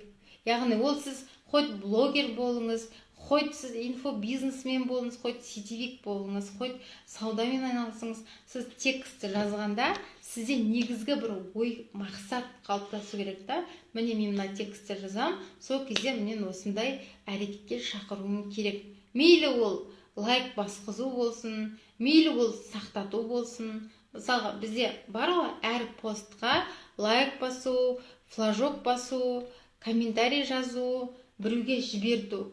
Мысалға, текст жазғанда да, например, бүгін сіз тек лайк басқызуға итермелейтін текст жазуыңызға болады. Например, ол қалай? Мысалға, текстім менің осы мәтінім ұнап кетсе, лайк басып кетіңіз депші. Лайк басу ол ұнағанын білдіру. Келесі постыңызға уже сақтап алуға итермелеу. Ол дегеніміз бір пайдалы ақпараттарды берсеңіздер, ол міндетті түрде сақтап алатын болады да. Ал оның келесі күні комментарий жазуға итермелеу. Комментарий жазуға итермелеу деп отырғанымыз тексттің соңына сұрақ қойып, оқырманнан кері байланысты күту. Ал төртіншісі ол самолетик отправить ету, мысалға бір қызықты видеолармен бөлісу, немесе сол вирусный контенттерді ұсыну. Вирусный контенттер деп отырғанымыз, ол енді адам мысалы еріксіз, мысалы бір акциялар жүріп жатса, байқайсыздар ма өздеріңіз, бір жерлерде ойбай, ертең акция 10 штук қана қалды десе, біз өзіміз алып қана қоймай, оны жеңгемізге, абысынымызға, келінімізге таратамыз. Сол сияқты, яғни осы төрт, мысалы мәтін жазғанда, осы төрт функцияны әрекет еткізуге де арнап жазуға болады. Бұның өзі сізге бір лайфхак болсын. Комментарий жаза кеттіңіз, комментарий жазған оқырманға менен осындай сыйлық болады деген сияқты, например. Және тексттің арасында ең көп кететін қателік, ол өте қиын адамға түсініксіз сөздерді қолдану. Сондықтан да прям қиын оқылатын сөздерді мәтінде қолданбаңыздар. Мәтінді жазғанда міндетті түрде өздеріңіз бір оқып шығыңыздар. Ол жеңіл оқылып тұр ма? Ол қалай? Түсініп отырсыздар ма? Ол жеңіл жегетіп тұр ма? Міндетті түрде текст жазып алғаннан кейін барып оны оқысаңыз, уже ошибкалары өзінен-өзі шығады. Одан кейін барып көп кездесетіні қате жазу. Даже кейбір мықты блогерлердің өзін, әншілердің өзін қарайсың, текстінде қате жазып жатады. Это неприятно. Сіз жеке бренд ретінде қалыптасайын деп жатырсыз ба? Значит, сізде қателікпен жұмыс болмау керек. Ал егер енді сізде шамалы кейбір мысалы қате жазып тұрғанын білмейтін оқырмандар болуы мүмкін. Ондай оқырмандар кітапты көп оқу керек. Грамматикалық кітаптар көп қой енді мысалға. Сондай кітаптарды көп оқыса, онда қателіктерді жібермеуге тырысатын болады. Және тағы бір қателіктен сақ болыңыз дегім келетіні, ол мысалға сіз бір орысша, мысалы қазақша жазасыз, кәдімгі дұрыс қазақша жазасыз. Бірақ аласыз да ол қазақшаны сіз орысша шрифттермен жазып қоясыз. Почему-то. Ол мен сөйтетін оқырмандарды мен түсінбеймін, действительно. Қазақша жазады, бірақ оны алады да орысша шрифттермен жазып қояды. Например, мен қазақша жақсы білемін дегенді мен қазақша жақсы білемін деп мысал ретінде. Онда сіз текстті бір от души оқып жатасыз ғой, бір сөйтіп жазып қойса, уже настроением носкиге түсіп кетеді. Неге? Өйткені это тоже не профессионализм. Сізде қазақша шрифт жоқ па? Онда Play Market'тен жазып алыңыз, App Store'дан жазып алыңыз. Қазақша шрифттер бар. Оны тек просто енгізу керек. Менің де сотовый телефонымда басында қазақша шрифт болған жоқ. Мен оны жазып алдым. Солайша, яғни текст жазғанда міндетті түрде текст жазып боласыз ғой. Одан кейін барып ода қателік бар ма? Ол дұрыс жазылған ба? Әсіресе оқырмандар сіздерден бір өтініш, тыныс белгілеріне мән беріңіздер. Мысалға, сіз бір сөйлемді көтеріңкі көңіл күймен оқитын болсаңыз, леп белгісін қойыңыз. Ол сөйлеміңіз сіздің мысалға жаңағыдай сұрақ қоятын сөйлем болса, біреулер точкамен аяқтап тастайды, не в тему. Яғни бізде тыныс белгілері не үшін берілген? Ол біздің эмоцияларымызды жеткізу үшін берілген. Эмоцияларымызды біз сұрақ қойылып жатырғанын түсіндіру үшін біз сұрақ белгісін қоямыз. Біз настроениемен жазғанымызды көрсететін болсақ, ол сөйлемге леп белгісін қоямыз. Бір сөзді аяқтамай оны жалғастыру керек болса, үтір қоямыз. Мысалға, бір нәрселерді топтап көрсететін болсақ, мысалға, алдағы уақытта менің парақшамнан не оқи аласыздар дегеннен кейін біреулер нүкте қойып қою мүмкін, немесе леп белгісін қойып мүмкін. Ол сөйлем жалғасқан жоқ қой. Менің алдағы уақытта парақшамнан не оқи аласыздар дейді тағына қос нүкте қою керек. Түсініп отырсыздар ма? Яғни тыныс белгіге біз мән беруіміз керек. Тыныс белгі ол өте маңызды. Бір нәрсені түсіндіргіңіз келсе, например, мен бүгін халал индекс деген дәмханадан тамақ жедім дегенде, халал индекс дегенді біз тырнақшаның ішіне алып қоюымызға болады, иә? Например, бір нәрсені атап көрсетіп жатырсақ, оны ерекшелегіміз келсе, енді бізде Инстаграмда қызыл жазулармен жазу, көк жазулармен жазу жоқ қой. Барлығы бірдей, шрифттердің барлығы бірдей жазылады. Сондықтан сондай леп белгісін, сұрақ белгісін, қос нүктені, мысалға ретінде точка и үтір, яғни сондайды қолданатын кезде, онда сіздер мысалға жалпы алдағы уақытта парақшаны не оқи аласыздар, қос нүкте қойдыңыздар, ары қарай уже сіздер мысалы бірінші осындай, екінші осындай дедіңіз, осында бірінші деп жазғандағыны мына точка мен үтірді қоятынды білесіздер ғой, иә? Сондайды қойып, мысалға точка запятая деп. Яғни текстті оқығанда міндетті түрде тыныс белгілеріне біз мән беруіміз керек. Ол өте маңызды. Одан кейін барып көп оқитыным және менің ашуланатыным смайликтерді орынсыз қолданбау. Бұны мен айта берем. Және де мәтін жазғанда өздеріңіз мақтана бермеңіздер. Кейбір оқырмандарды қарайсын, өзін мақтай беретін оқырмандар бар. Тексттің өзінде, өзінің компаниясын, өзінің жұмысын мақтай беретіндер бар. Мен мысалы көп жағдайда Инстаграмға пост жазғанда өзімді мақтамаймын, просто мені мақтап жатырған оқырмандардың отзывтарын салып қоямын. Яғни өзіңіз мақтамай, лучше өзіңізді мақтаған, действительно результат бар болса, оның отзывтары болады. Лучше отзывтарыңызды салып қойыңыз, сіз өзіңізді емес, сізді біреу мақтасын. Түсіндіңіздер ғой, да? Бұның барлығы бізде қателікпен жұмыс жасау болып табылады. Енді жазған мәтінімізде мысалға кейбір жерлерде артық сөздер болуы мүмкін, да? Мысалға, сол артық сөздер, қайсысы артық сөз, қайсысын алып тастауға болады деп тексті жазып болғаннан кейін бар, міндетті түрде ойлаңыздар. Қай сөз артық мықты? Сол сөзді алып тастаңыз. Керек емес бос сөздердің барлығын алып тастаңыз. Нақты іс-әрекетке әкелетін сөздерді ғана қалдырған дұрыс. Және бастысы біреулер ойлайды, көркем жазу керек деп. Мана айттым ғой, сіз жазушы емессіз.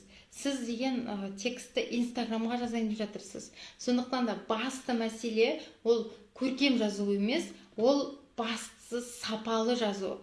Бастысы сапалы текст ұсыну. Түсіндіңіздер ғой, да?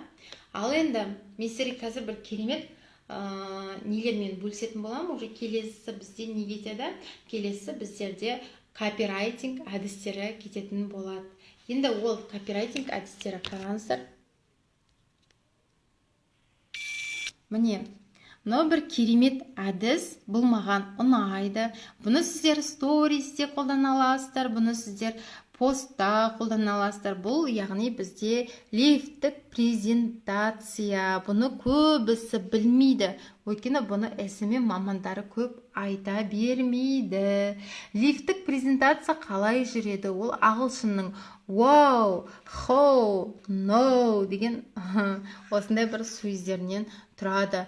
Wow деген бір керемет, адамдарда wow, ғажап, күшті деп бір интрига, провокация, таңғалдыру, назарын аударту. Яғни wow деген о, бізде супер акция 50% жеңілдік деп мысалға ретінде. Түсініңіздер ма? Сонда бір вау деп, біздерде акция болып жатыр, күшті, немесе бізде жаңа поступление деп мысалға, яғни назарын аудартып, вау деген бір эффект беру керексіздер. Адамдарға мынау ғажап қой деп айтатындай. Одан кейін барып how, қалай, яғни қарсылықпен жұмыс жасайсыз, қалай қолдануға болады оны деген сияқты. Үшіншісі уже no деп отырғанымыз, уже сіз қызықтырып алдыңыз, вау деп қызықтырып алдыңыз, одан кейін барып оны түсіндірдіңіз, хаумен. Одан кейін барып no деп отырғанымыз, оның пайдасы не? Осыны айтып кету. Яғни пайдасы не дегеннен бұрын әрекетке шақырасыз ол адамды. Яғни бітті акция, біреу қалды, екеу қалды деп уже дефицитке шақырасыз. Мысалға, бұл текстке мысал келтіріп өтейік. Мысалы, вау деген құрметті оқырмандар, біздерде жаңа Турциядан жаңа поступлениемен өте керемет бренд сумкалар келді деп. Одан кейін барып аргумент, қарсылықпен жұмыс жасау қалай қолдануға болады. Яғни how деген мысалға ретінде бұның сапасы өте жақсы, таза былғардан тігілген, Турциядан келген, бағалары өте қолжетімді деп. Яғни бұл жерде мысалға, яғни қараңыздар, бұл жерде мынау деген қызықтыру деп алайық. Мына жерде қызықтыру. Одан кейін барып алайық, мына жерде жаңағыдай нені нақты информация беру мысалға ретінде. Яғни қараңыздар, мына жерде сіздер уже назарын аударттыңыздар ғой. Мысалға қандай да бір әрекетке шақырдыңыздар дегеннен бұрын сіздер клиенттерге уже назарын аудартатындай текст жазасыздар да, бұл жерде вау эффект қолданатындай. Мысалға ретінде, например, жаңа айттым ғой, бізде Турциядан жаңа сумкалар келіп жатыр деп. Енді мына жерден кейін уже how дегенге сіз уже сол өзіңіздің тауарыңызға қызықтырасыз. Өзіңіздің тауарыңыздың сапасын айтасыз, өзіңіздің тауарыңызға сенуге болатынын айтасыз. Түсініп отырсыз ба? Мына жерге уже нақты, мінекей бұл сумка Турциядан шыққан, бұл сумка, біз сумканы біздің компания 3 жылдан бері жарнамалайды. Мен бұл сумкаларды өзім таңдап алып келдім деген сияқты қылдырып, сіздер сол жерге, осы жерге жазуларыңызға болады. Одан кейін барып әрекетке шақырасыздар. Яғни болды, бұл дефицит, бұл жоқ, қазір бітеді. Бүгін распродажа, тек 3 ғана қалды. Немесе алғашқы курс өткізетін болсаңыз, мына жерге курс өткізетін болсаңыздар, мына жерге курсқа қызықтырып шақырасыз. Курстың несін, мазмұнын, сипаттамасын қызықтырып айтасыз. Клиент нақты қандай пайда алатын. Одан кейін барып нақты іс әрекетке шақырасыз. Ол дегеніміз жаңағыдай, міне алғашқы 30 ғана оқырман қабылдаймын, немесе алғашқы 3 адамға ғана, триггерлерді қолданасыздар ғой, 3 адамға ғана 50% жеңілдік деген сияқты. Түсініңіздер ғой да? Яғни бұл wow, how, no деген әрекеттер. Адам бірінші жаңағыдай несін қызықтырып не істеп аласыз, назарын аудартып аласыз. Одан кейін барып, мына жерге даже кейбіреулері проблемасын жазу мүмкін, мына жерге әрекет, сол проблеманың шешу жолын жазу мүмкін деген сияқты. Яғни әркім әртүрлі қолданады. Осындай лифттік презентация бар. Бұл лифттік презентацияны көп жерде негізі қолданып жүр дәл қазір. Алдымен адам назарын аудартып алады, одан кейін барып қызықтырады да, одан кейін барып ойбай жоқ бітті деп әрекетке шақырады. Бұны біздер кей кезде сториске де қолданамыз. Ал енді тақырыпқа мысалға шаблон. Тақырыпқа шаблон жазу, например, кейбіреулер бар, текстке тақырып қалай жазам деп жатады да. Бұл нені сұрақты қойып жатады. Мысалы, қалай деген сөзді қою арқылы сіз любой тақырып жаза аласыз. Қалай мен 10 килограмм арықтадым, қалай мен бір айда миллион табысқа жеттім, қалай мен 3 күнде өзімнің мақсаттарымды айқын жазып алдым, қалай мен осы уақытқа дейін осындай нәтижеге жеттім деп құпия. Мысалға, менің 10 килограмм тастауымның құпиясы, менің жетістікке жетуімнің құпиясы, ақша жинаудың 3 құпиясы, жалқаулықты жеңудің 4 құпиясы деген сияқты. Цифрлар, нақты цифрлармен көрсету. Мысалға, нақты бір айда миллион табысқа жет. Миллион — это цифр. Мысалы, жалқаулықтың жеңудің 7 әдісі. 7 ол цифр. Нақты цифрларды қолдану. Жаңалық, мысалға, яғни компанияның ненің жаңалықтарын алу. Акция, осындай жаңалық болып жатыр деп неше түрлі жаңалықтар жазсаңыздар, адамдар елең ете қалады. Осының барлығын сіздер тақырыпқа шаблон ретінде қолдансаңыздар болады. Енді одан кейінгі әдіс ол клин әдісі.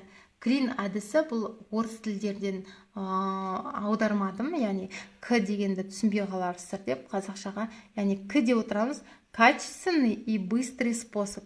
Яғни бұл не деп отырғанымыз тез әрі сапалы. Түсініп отырсыздар ма? Яғни адамдар уже түсіну керек та, что нақты сіздің тауарыңыз ол адамға неше күнде әсер етеді және қандай результат береді. Түсініп отырсыздар ма? Мысалға, бір айда 5 килограмм таста деп айтатын болсаңыз, бұл сізде тез әрі сапалы, яғни качественный и быстрый способ. Түсініп отырсыз ба? Любопытство, қызықтырасыз. Мысалы, мынау бірінші абзац, мынау екінші абзац, қызықтыру мысалға ретінде. Ол қызықтыру қалай жүзеге асады? Например, сіз AIDA техникасында сияқты ғой. Мысалға, сіз өзіңіздің тауарыңызға қазір қандай акция жүріп жатыр, тауарыңыздың качествосы қандай, қашаннан бері жұмыс жасап жатырсыз деген сияқты бір қызықтырып жазу мына жерде. Ол клиенттің қандай проблемасын шешеді деген сияқты. Одан кейін бар өзіңізге пайдалы болғаны туралы айту, яғни К, мынау Л, мынау И интерес к самому себе, бірақ бұның артында не тұр? Өзіңізге пайдалы болғаны туралы айту. Ол қалай кетеді? Мысалға, қараңыздар. Мысалға, сіз өзіңіз қолданып жүрген затты, мысалға, сіз арықтау марафонын ұйымдастыратын болсаңыз, арықтау марафонын ұйымдастырып тұрып, сіз айтатын болсаңыз, бұл метод маған өте жақсы көмектесті. Өйткені мен 65 килограммнан 55 килограммға дейін түстім деген сияқты. Немесе мен өзім SMM курсқа шақырып отырып, бұл метод менің өзімді қазір осы білім айына миллион табысқа жеткізіп отыр деген сияқты. Яғни өзіңізге бұл сіздің ұсынып отырған тауар өзіңізге қандай пайдалы болып жатыр ма? Яғни соны клиенттерге жеткізу. Ал төртіншісі ол жаңалық. Яғни всегда жаңалықтарды айтып отыру керексіз. Мысалға, қазір жаңа поступление, қазір бізде осындай акциялар жүріп жатыр, қазір бізде жаңа курс пайда болды деген сияқты. Яғни жаңалықтарды айтып отыру. Түсініп отырсыздар да? Бұл клин әдісі деп аталады. Бірінші текстке, яғни нақты тақырыбын жазасыз, жаңағыдай тақырыбы тез әрі сапалы бол, яғни качественный и быстрый способ. Например, бір айда 3 килограмм артық салмақтан арыл деп жазуға болады. Бұл как тақырып ретінде кетеді. Бірінші абзацта. Екінші абзац қызықтырасыз. Мысалға, бірінші абзацты түсіндіңіздер ғой да, яғни бұл жерге тақырыбын жазу. Назарын солай аудартасыз адамның. Назарын сіз нақты числомен, міне осындай качественный, осындай уақытта деп мысалға, бір күнде үйіңді 100% тазалап ал деген сияқты. Мысалы, сондай продукцияны сататын болсаңыз, түсініп отырсыз ба? Жұмысқа шақыратын болсаңыз, сетевикке бір айда нақты миллион табыс. Түсініп отырсыз ба? Мен SMM саласына шақыратын болсам, мысалы, 12 күнде Инстаграмды еркін басқар.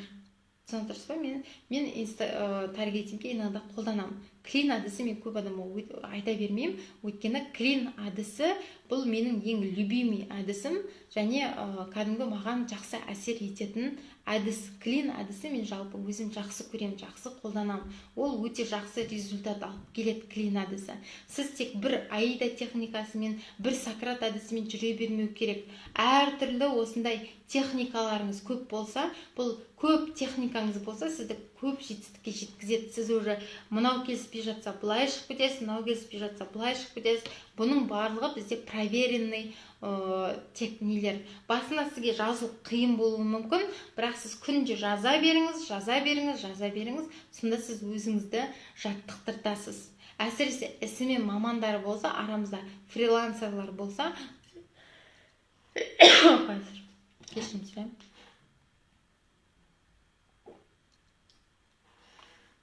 Копирайтерлар, фрилансерлар, олар бірнеше техникасы болу керек. Біреуге мысалы қызметіңді ұсынғанда да мен текст жазудың бірнеше әдісін білемін, мен барлығын қолдана аламын деп ше. Басында бұл сіз қолдану қиын болуы мүмкін, түсіну да қиын болуы мүмкін, бірақ кәдімгі дәптер мен қағазды алып, міне клин әдісі бірінші абзацта біз качественный и быстрый способ қой, яғни ол дегеніміз тез арада және жақсы сапалы дүниеге ие болу деген сөз ғой. Яғни клиентке соны түсіндіре білу, бас тарту ақымақтық деген методпен қолдану. Яғни мысалы сіз курс өткізетін болсаңыз, мысалы мен курс өткізетін болсам, тез әрі сапалы дегенге мысалы 12 күнде нақты Инстаграмды еркін басқар деймін. Арықтау марафонын өткізетін болсам, бір айда 5 пен 10 килограмм арасындағы артық салмақтан арыл деп. Көйлек сататын болсам, мысалға дәл қазір, дәл бүгін акциямен өте сапалы жаңа түскен киімдерді алып қал деген сияқты. Немесе киім сататын болсаңыз, тез әрі сапалы дегенге қалай келуге. Дәл бүгін акциямен жаңағы Турцияның сапалы киімін алып қал деген сияқты. Яғни осылай адамға тез әрі сапалы дүние тез болатын және әрі сапалы дүниені ұсыну керексіз. Ол бірінші абзацта жазылу керек. Ал екінші абзацта уже қызықтырасыз. Ары қарай ол тақырыпты аша түсесіз дағыны. Мысалға мен курсқа шақыратын болсам, ал енді бұл курста сіздер мынандайды үйренесіздер. Нақты сіз бұл курсты оқып болғаннан кейін барып, сіздер жаңа Инстаграмды еркін меңгеріп, Инстаграмның бүкіл құпияларын білетін боласыздар, уже өздеріңіздің бизнестеріңізді 100% дамытасыздар деген сияқты. Уже мен оқырмандарды қызықтырып бастаймын. Уже сіз өзіңіз қалай қызықтыра аласыз? Қалай сіз сол сырт көзбен қарағанда сізге не деп жазса, осы салаға қызығар едіңіз деген сұрақты қойыңыздар. Сонда лекция болады. Үшіншісі уже өзіңізге пайдалы болғаны туралы айту. Сіз арықтау марафонын өткізіп отырсыз, сіз айтасыз. Ал мен осы нақты бір жылдың ішінде мен 75 килограммнан 58 килограммға дейін нақты салмақ тастадым, және фигурам өте жақсы шыға бастады десеңіздер. Яғни сіз бұл тауарды өзіңіз қолданғаныңызды көрсетіп, адамдарға тағы да сенімділік ұялатып тұрсыз. Түсініп отырсыз ба? Ал егер де сіз, например, киім сататын болсаңыз, ал бұл мен сататын киімдерді өзім қолыммен ұстап, өзім таңдап алып келдім, және мен өзімнің таныстарыма да өзіме де көп қылып бұл тауарлардан алып алдым десеңіз, және өзіме қатты ұнайды, денеме жайлы, әрдайым бір иісі де керемет, сондай бір дүние десеңіздер, адамдар өзі де қолданады екен деген сияқты айтады. Тамағым құрғап қалып отыр. Кешірім сұраймын. Яғни әр тауарды мысалға өзіңіз қолданып жатырғаныңызды және өзіңіз сол тауарға жақсы қарым-қатынаста екеніңізді көрсету. Әсіресе мен всегда айтамын да сіздерге. Яғни сетевоймен айналысатын болсаңыз, өзіңіздің продукцияңызды фотоға түсіріп бірге қолданыңыздар деп. Ал сетевиктер қалай қолдана алады?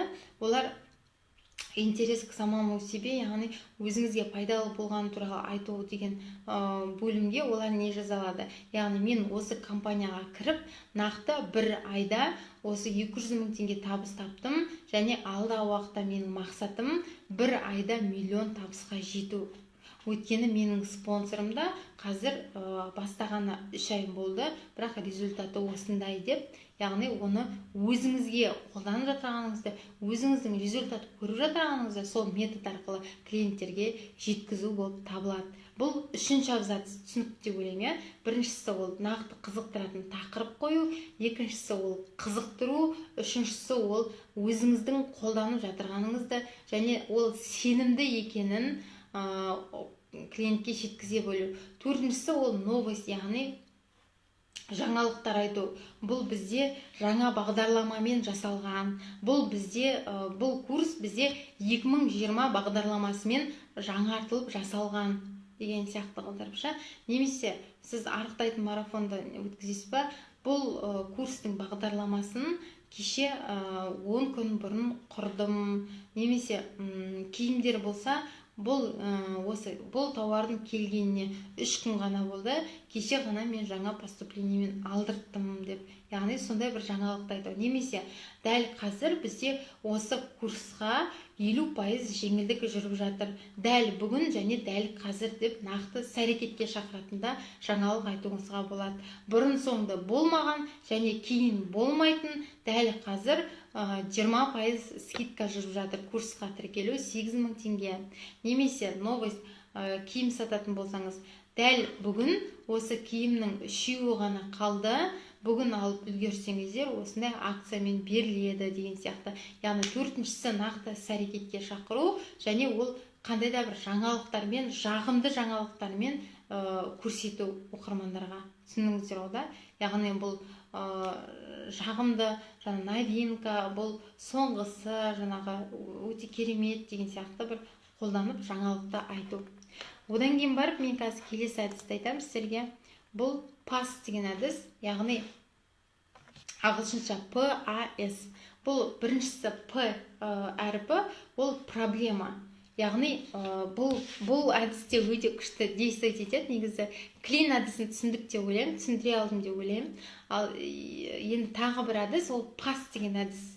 Бұл да өте күшті шешім, мен тоже көбінесе қолданамын. Қысқа әрі нұсқа, әрі өтімді. Мысалға, біріншісі PAS, яғни адамдарға проблемасын айтасыз. Көп жерде көресіздер ме? Мысалы, сіз Инстаграмды қолдана алмай жүрсіз бе?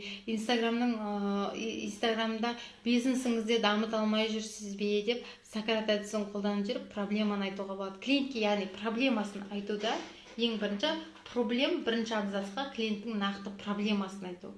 Одан кейін бар назар, нәтиже, яғни уже ары қарай сіз уже нәтижесін, яғни бұның несінен қайтсам болады, бұның әсерінен сіз бұл проблемадан қалай не істеуге болады, шығуға болады деген сияқты солай айтасыз екіншісінде. Уже қараңыздар, мысалы PAS деген осы 3 абзацтан ғана тұрады. Бұл методика.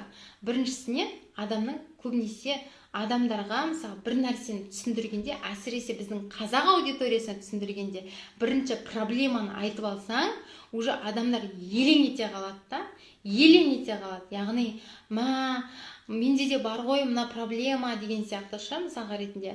Мысалы, проблемасын айтасың, сіздің басыңыз, шашыңыз жиі майланып кете ме, сіздің шашыңыздың жылтырағанын қалайсыз ба, немесе сіз балаңызды 11-ші микрорайоннан жақын жерден садикке бергіңіз келіп жүрме, до этого іздеп жүрдіңіз бе, болмады ма деген сияқты. Яғни любой саланың өзінің проблемасы болу керек та. Яғни сіз өзіңізге алдымен сұрақ қою керексіз. Сіздің нишаңыз бар ғой? Нишаңыз бар. Ал сіздің сол нишаңыз клиенттердің қандай проблемасын шешеді? Яғни сіз алдымен осы сұраққа жауап бере білу керексіз. Сіздің нишаңыз қандай проблеманы адамның нақты шешеді? Ол сұраққа жауап берсеңіз, ары қарай тексті құрарда бірінші адамға проблемасын айтасыз. міне нақты осындай қазіргі заманда осындай болып кетті, көбісінде осындай проблема деген сияқты. Одан кейін барып ол attention, ол назарын аударту клиенттің. Яғни сіз шешімін ұсынайын деп отырсыз, ол solution, ол шешімі ғой үшіншісі. Сіз оған дейін клиенттің назарын аударту керексіз, да? Назарын, яғни шешімге дейінгі назарын. Ал енді сіз осы проблеманы шешкіңіз келіп жүрсе, сіз осы проблеманың болмағанын қаласаңыз, сізде осындай, яғни бұл сіздің шашыңыз майланбағанын қаласаңыз, сіздің шашыңыздың жылтырап тұрғанын қаласаңыз, оның барлығының шешімі бар деп, содан кейін барып шешімді ұсынасыз. Түсініп отырсыз ба? Яғни бірінші жаңа проблеманы айтып аласыз, одан кейін барып клиенттің назарын аудартасыз, одан кейін барып шешімін ұсынасыз. Бұл пас деген функция, ол сондай болып табылады. Қазір мен сізге тағы да көрсетейін. Міне, пас ол проблема, екіншісі назарын аударту, үшіншісі шешім. Міне, осындай 3 абзацтан тұрады. Көбінесе адамдарға проблемасын айтып барып, сосын барып назарын аудартсаңыз, что бұны шешуге болатынын, возможно шешуге болатынына шамалы бір әрекет жасап айтсаңыз, содан кейін барып үшіншісінде шешімін айтсаңыз, адамдарға бұл өтімді болып табылады. Адамдар уже елең ете қалады. Қазір даже бұл пас дегенді сіздер барлығын бір абзацта да қолдансаңыз, бір текстте де қолдансаңыздар болады. Бұны сіздер пост қылып, проблеманы бір пост қылдырып, назарын аудартуды екінші пост қылып, үшіншісін шешімін айтатынды үшінші пост қылдырып айтсаңыздар да болады. Әркімнің өз еркісі. Бұл жаңағы нені, бұл методиканы қалай қолданады? Мысалы, кейбір адамдарды, кейбір блогерлерді, кейбір ісімен мамандарын қарасаңыздар, бұл пас методикасын 3 түрлі жаңағы текстте де қолданады. Например, және де пас методикасын сіздер стористе де қолдана аласыздар. Бірінші текстіңіз проблеманы айту, екінші текстіңіз назарын аударту, үшінші текст шешімін айту. Түсіндіңіздер ғой, да? Яғни бұл пас методикасы. Одан кейін барып, мінекей мына жерін тағы да көрсетіп өтейін. Міне PMHS деген осындай методика бар. Бұның барлығының мен қазақшасын аударып қойдым. P деген ол жанды жері, клиенттің болын айту. Бұл да негізі, бұл да өтімді. Бұл да өте өтімді текст. Бұл басқаша методика. Бұны кейбіреулеріңіз пайдаланып жүрулеріңіз мүмкін. Мысалы, бұны клиентті жаңағыдай көндірер кезде, клиенттерге шаблон дайындап қойғанда, мысалы, таргетингтен кейін келген клиенттерге мысалы қоюға, немесе жарнамалық посттың өзін осы арқылы жүргізуге болады. Тіптен бұл әдіс арқылы сіздер сториске де шығаруға болады. Бұл әдіс арқылы сіздер 4 постты жазуларыңызға болады деген сияқты. Яғни, бірінші клиенттің жанды жерін айтасыз, болына тиесіз. Мысалы, жаңағыдай ғой, проблемасын айту дегенше, яғни жанды жеріне тию боль. Бұл клиенттің проблемасын бетіне басу. Одан кейін барып жанды жерінен одан да қатты ауырту. Бұл деп отырғанымыз не? Бұл клиенттің жаңағы проблемасын одан сайын өршіту. Мына жерде жай ғана проблеманы айтсаңыз, мына жерде проблеманы одан сайын өршітесіз. Одан сайын клиентті переживать еткізесіз.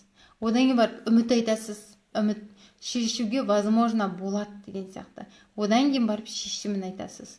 Ол да мына методикаға ұқсайды, просто мына жерде уже екі рет болына, екі рет, яғни бірінші жай тиесіз, одан кейін барып қатты болына тиесіз, одан кейін барып үміт бересіз оқырманға, одан кейін барып шешімін айтасыз. Мысалы, сіз Инстаграмды білмей жүрсіз бе, Инстаграмыңызды дамытқыңыз келеді, бірақ қалай дамытарыңызды білмей жүрсеңіз, және қазір ертеңгі күні 2020-да уже барлық адамдар осы Инстаграмды, бизнестерін тек Инстаграмда дамытатын болады. Уже офлайн оқулардың барлығы жабылады деп жазсаңыз, уже бұл сол кезде сіз жұмыссыз қалып қоясыз, қалып қою қаупіңіз бар деп айтсам, клиент ойлана қалады да уже. Содан кейін барып үміт бересің да, например, қазір данный момент біздерде осы проблеманы шешу жолдарын біраз қарастырып қойдық. Төртіншісіне уже нақты шешімін айтасын. Біз нақты осы инстаграмды үйретеміз, оның осындай түрлері бар, жаңағыдай деген сияқты. Мысалы, үміттін айтасын да, например, мына жерге үміттің орнына да мен сізге инстаграммен миллион курсын ұсынамын, осы проблеманы шешкіңіз келсе, курс осындай күнге жалғасады және нақты осындай проблеманы шешіп береді деп ұсынуға болады. Мінекей тоже жазып алыңыздар. Бұл да өте керемет негізі методика. Бұл да өте өтімді. Мысалы, AIDA техникасы, мінекей көріп отырса, WOW техникасы, осы PMHS және PAS техникалары тоже әр техниканы жай қызыққа таргетингке жіберіп көрсеңіздер болады. Одан кейін барып бізде уже сторителлинг тақырыбы, бұл да өте маңызды. Қалайсыздар? Қазір мен мына салып алайын тек.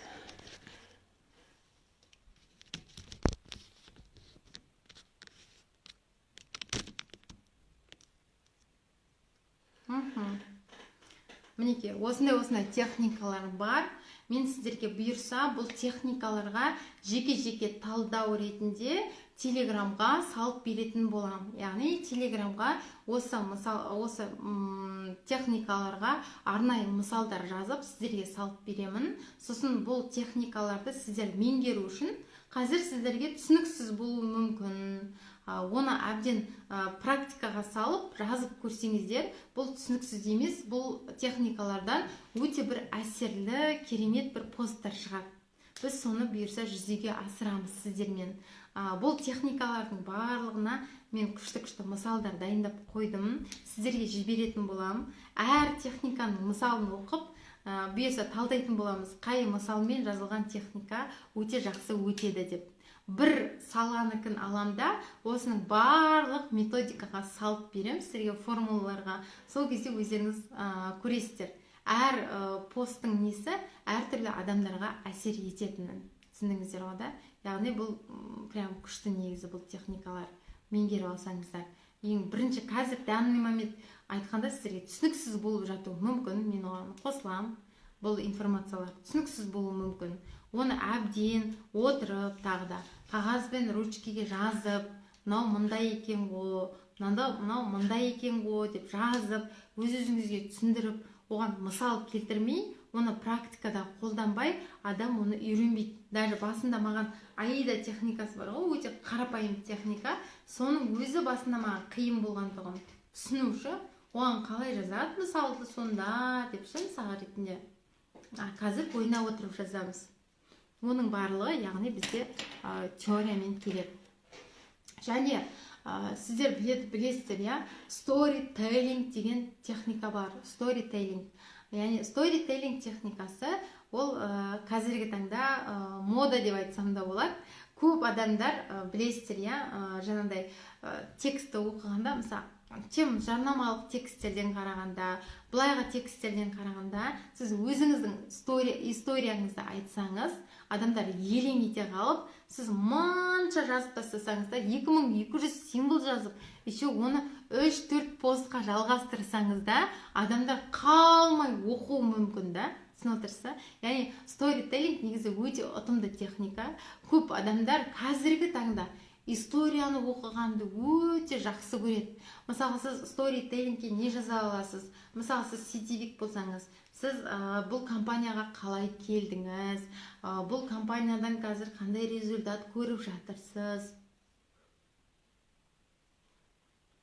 Бұл компаниядан қандай спонсорыңыз қандай жетістікке жетіп жатыр? Осының барлығын керемет бір оқиғамен баяндап клиенттерге ұсынуға болады да.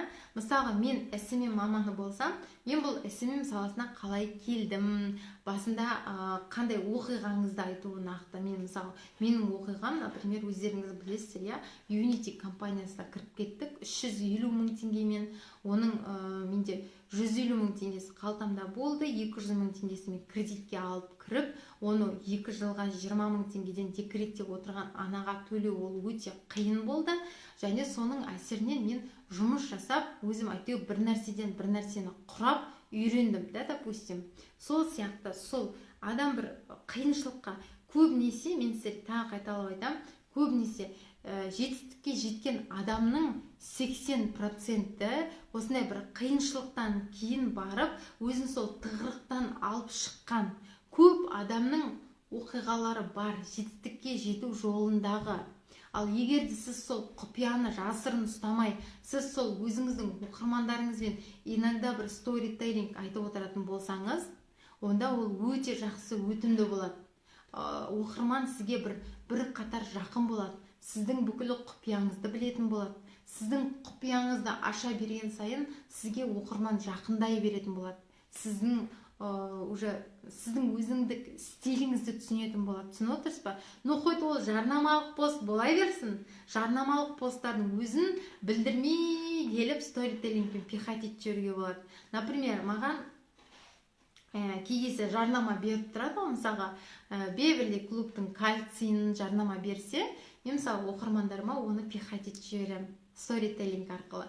Мысалға, бұл просто вообще Айдаладан бастаймын, Айдаладағы Ақ-отаудан бастап, сосын барып оны кальцийді қалай өткізіп жібергенімді клиенттер білмей қалады. Мысалға қараңыз, например, мен Беверли клубтың кальцийін өткізетін болсам, жалпы мінекей қараңыздар, карантинде отырмыз, мына балалар қазір үйде жаңағы балалардың қалай айтсақ болады, далаға шығара алмаймыз. Қазір мен сіздерге просто сторителлинг бағытымен айтайын, далаға да шығара алмай жатырмыз. Бұрынғы саябақтардың барлығы арман болып қалғанын түсіндік. Жалпы карантинде, жалпы бір жағынан жақсы, үйде балаларымызбен өзіміз отырмыз. Осы жақында айтпақшы, мен балаларым негізі күнде магазинге алып барады. Магазинге барып, магазин ақшаның жауы болды бұлар деген. Көбінесе мармеладты таңдайды. Неге мармеладты таңдайды деп жүрсем, оказывается, мармеладтың өзі негізі шоколадтан қарағанда балалардың мармелад жегені өте маңызды екен ғой. Мен қазір сторителлинг айтып жатырмын. Маңызды екен ғой. Өйткені мармеладтың өзі пайдалы екен. Осы жақында мен осы айтып жатыр ғой, мысалы мына коронавирус иммунитеті мықты балаларға, мықты адамдарға жоламайды деп. Сондықтан да мен осы вирустан сақтанайын деп, жаңағы неден барып, аптекадан барып, нелер іздедім, витаминдер іздедім. Сөйтіп, негізі маған аптеканың кальцийі ұнамайды, балаға беруге келмейді. Негізі бала кальций жеу керек. Кальций жесе өте сіңімді болады. Сондықтан мен барымда тек 4500 теңгеге неден аптекадан барып мармелад алдым. Сөйтіп үйге келдім дағыны, осы сетевой компаниядағы жаңағы өнімдер, мысалға, өте пайдалы ғой. Мысалға, мен Global Trend компаниясының нано бальзамын өзім ішіп жүрмін, бірақ оны балаларға берейін десем, ол да баланың иммунитетін көтереді. Бірақ балаларға берейін десем, ол жаңағыдай не деп, сұйық нәрсе, оны ішкісі келмейді. Содан не керек? Қыздар, не представляете? Мен бір парақшаға тап болдым, Беверли клуб деп аталады екен дағыны. Содан звондап біліп едім, детский кальций бар екен, омега 3 бар екен, мындай бар екен. Содан деген проблема моментально шешіліп, мен ана жерде еще доставкамен әкеліп береді екен. Мен сол қызға хабарласып, қазір неге кальцийні алдырып берген жайым бар. Содан не керек? Бұл егер де сізде де осы балаңыздың денсаулығына алаңдайтын болсаңыз, балаңыздың иммунитетін көтергіңіз келсе, мінеке осы парақшадан алдым мен. Осы Жанаргүл деген ханымға хабарласып, сізде осы нені ала аласыз, кальцийді алып балаңызға бере аласыз. Вот действительно, ханымдар, қолданыңыздар. Кальций деген, балам деген бұрын дәрі бере алмайтын, мына кальцийдің әсерінен мама биш деп сұрап тұратын кезге жетті. Содан кейін барып сұрақ қоясыз, ал сіз вообще балаңызға витамин бересіз бе деп. Бұл не болып кетті? Бұл бұлай қарап отырсаңыз история да кәдімгі. Бұл жерде мен Беверли клуб компаниясының каким-то образом пихать етіп сатып жібердім. Адамдар уже білмей қалып, бұл жарнамалық пост екенін білмей қалып, представляете? Адамдар білмей қалып, бұл жарнамалық пост па, бұл не болып кетті деп бараттағына уже мен ой салдым да, что баланың иммунитетін жақсарту керек екеніне, что аптеканың кальций емес екеніне, что сетевой компаниядан алған намного жақсы және пайдалы екеніне мен уже клиенттерді история арқылы мен баурап алдым. Түсіндіңіздер ма? Сторителлингтің бір кереметтілігі ол осы, яғни адамдарға история айтып отырып пихать етіп жіберу. Любой мысалға ретінде. Және де бұл енді рекламный сторителлинг деп аталады, я? Рекламный сторителлингтер олар осылай жүреді. Яғни бір нәрсені сатарда сен оны история қылдырып пихать етіп жібересің. Ал және де сторителлинг, яғни адамға сезім тудырту арқылы әсер ету. Түсініп отырсыздар ма? Адамға құндылықты жеткізу арқылы әсер ету. Қазір 1 минуттан кейін эфиріміз бітеді. Осымен қорытындылайын. Яғни сторителлингті сіздер жарнамалық тексттерге де пайдалана аласыздар. Өзіңізді жақындату үшін, клиенттерге жақындату үшін, клиенттерге ыстық болу үшін, қазір көбісі сторителлингті айта бермейді да. Любой сторителлинг, яғни любой өзіңізде қазіргі болып жатырған оқиғаларыңыздың барлығын сторителлингпен жазатын болсаңыз, яғни мысалға бір столбикті целый сторителлингке арнап қойсаңыздар, ол оқырмандарына қызықты болады. Кәдімгі күтіп жүретін болады сізді, не жазады екен, осы кісінің өзінің ойы керемет деп ше мысалға. Яғни тексттердің арасында осындай сторителлинг қозғап, оқырмандарыңызға бір саты жақсы жақын болуларыңызға болады. Сторителлингті не только неде жаңағы постта, оны стористе де қолдануларыңызға болады. Кәдімгі стористе осылай айтып отырып, сторителлинг айтып отырып, пихать етіп жіберуге болады любой адамның бір затын. Сізге, например, жарнама беретін болса деген сияқты. Түсіндіңіздер ғой да? Сторителлинг деп отырғанымыз ол оқиғаны баяндау.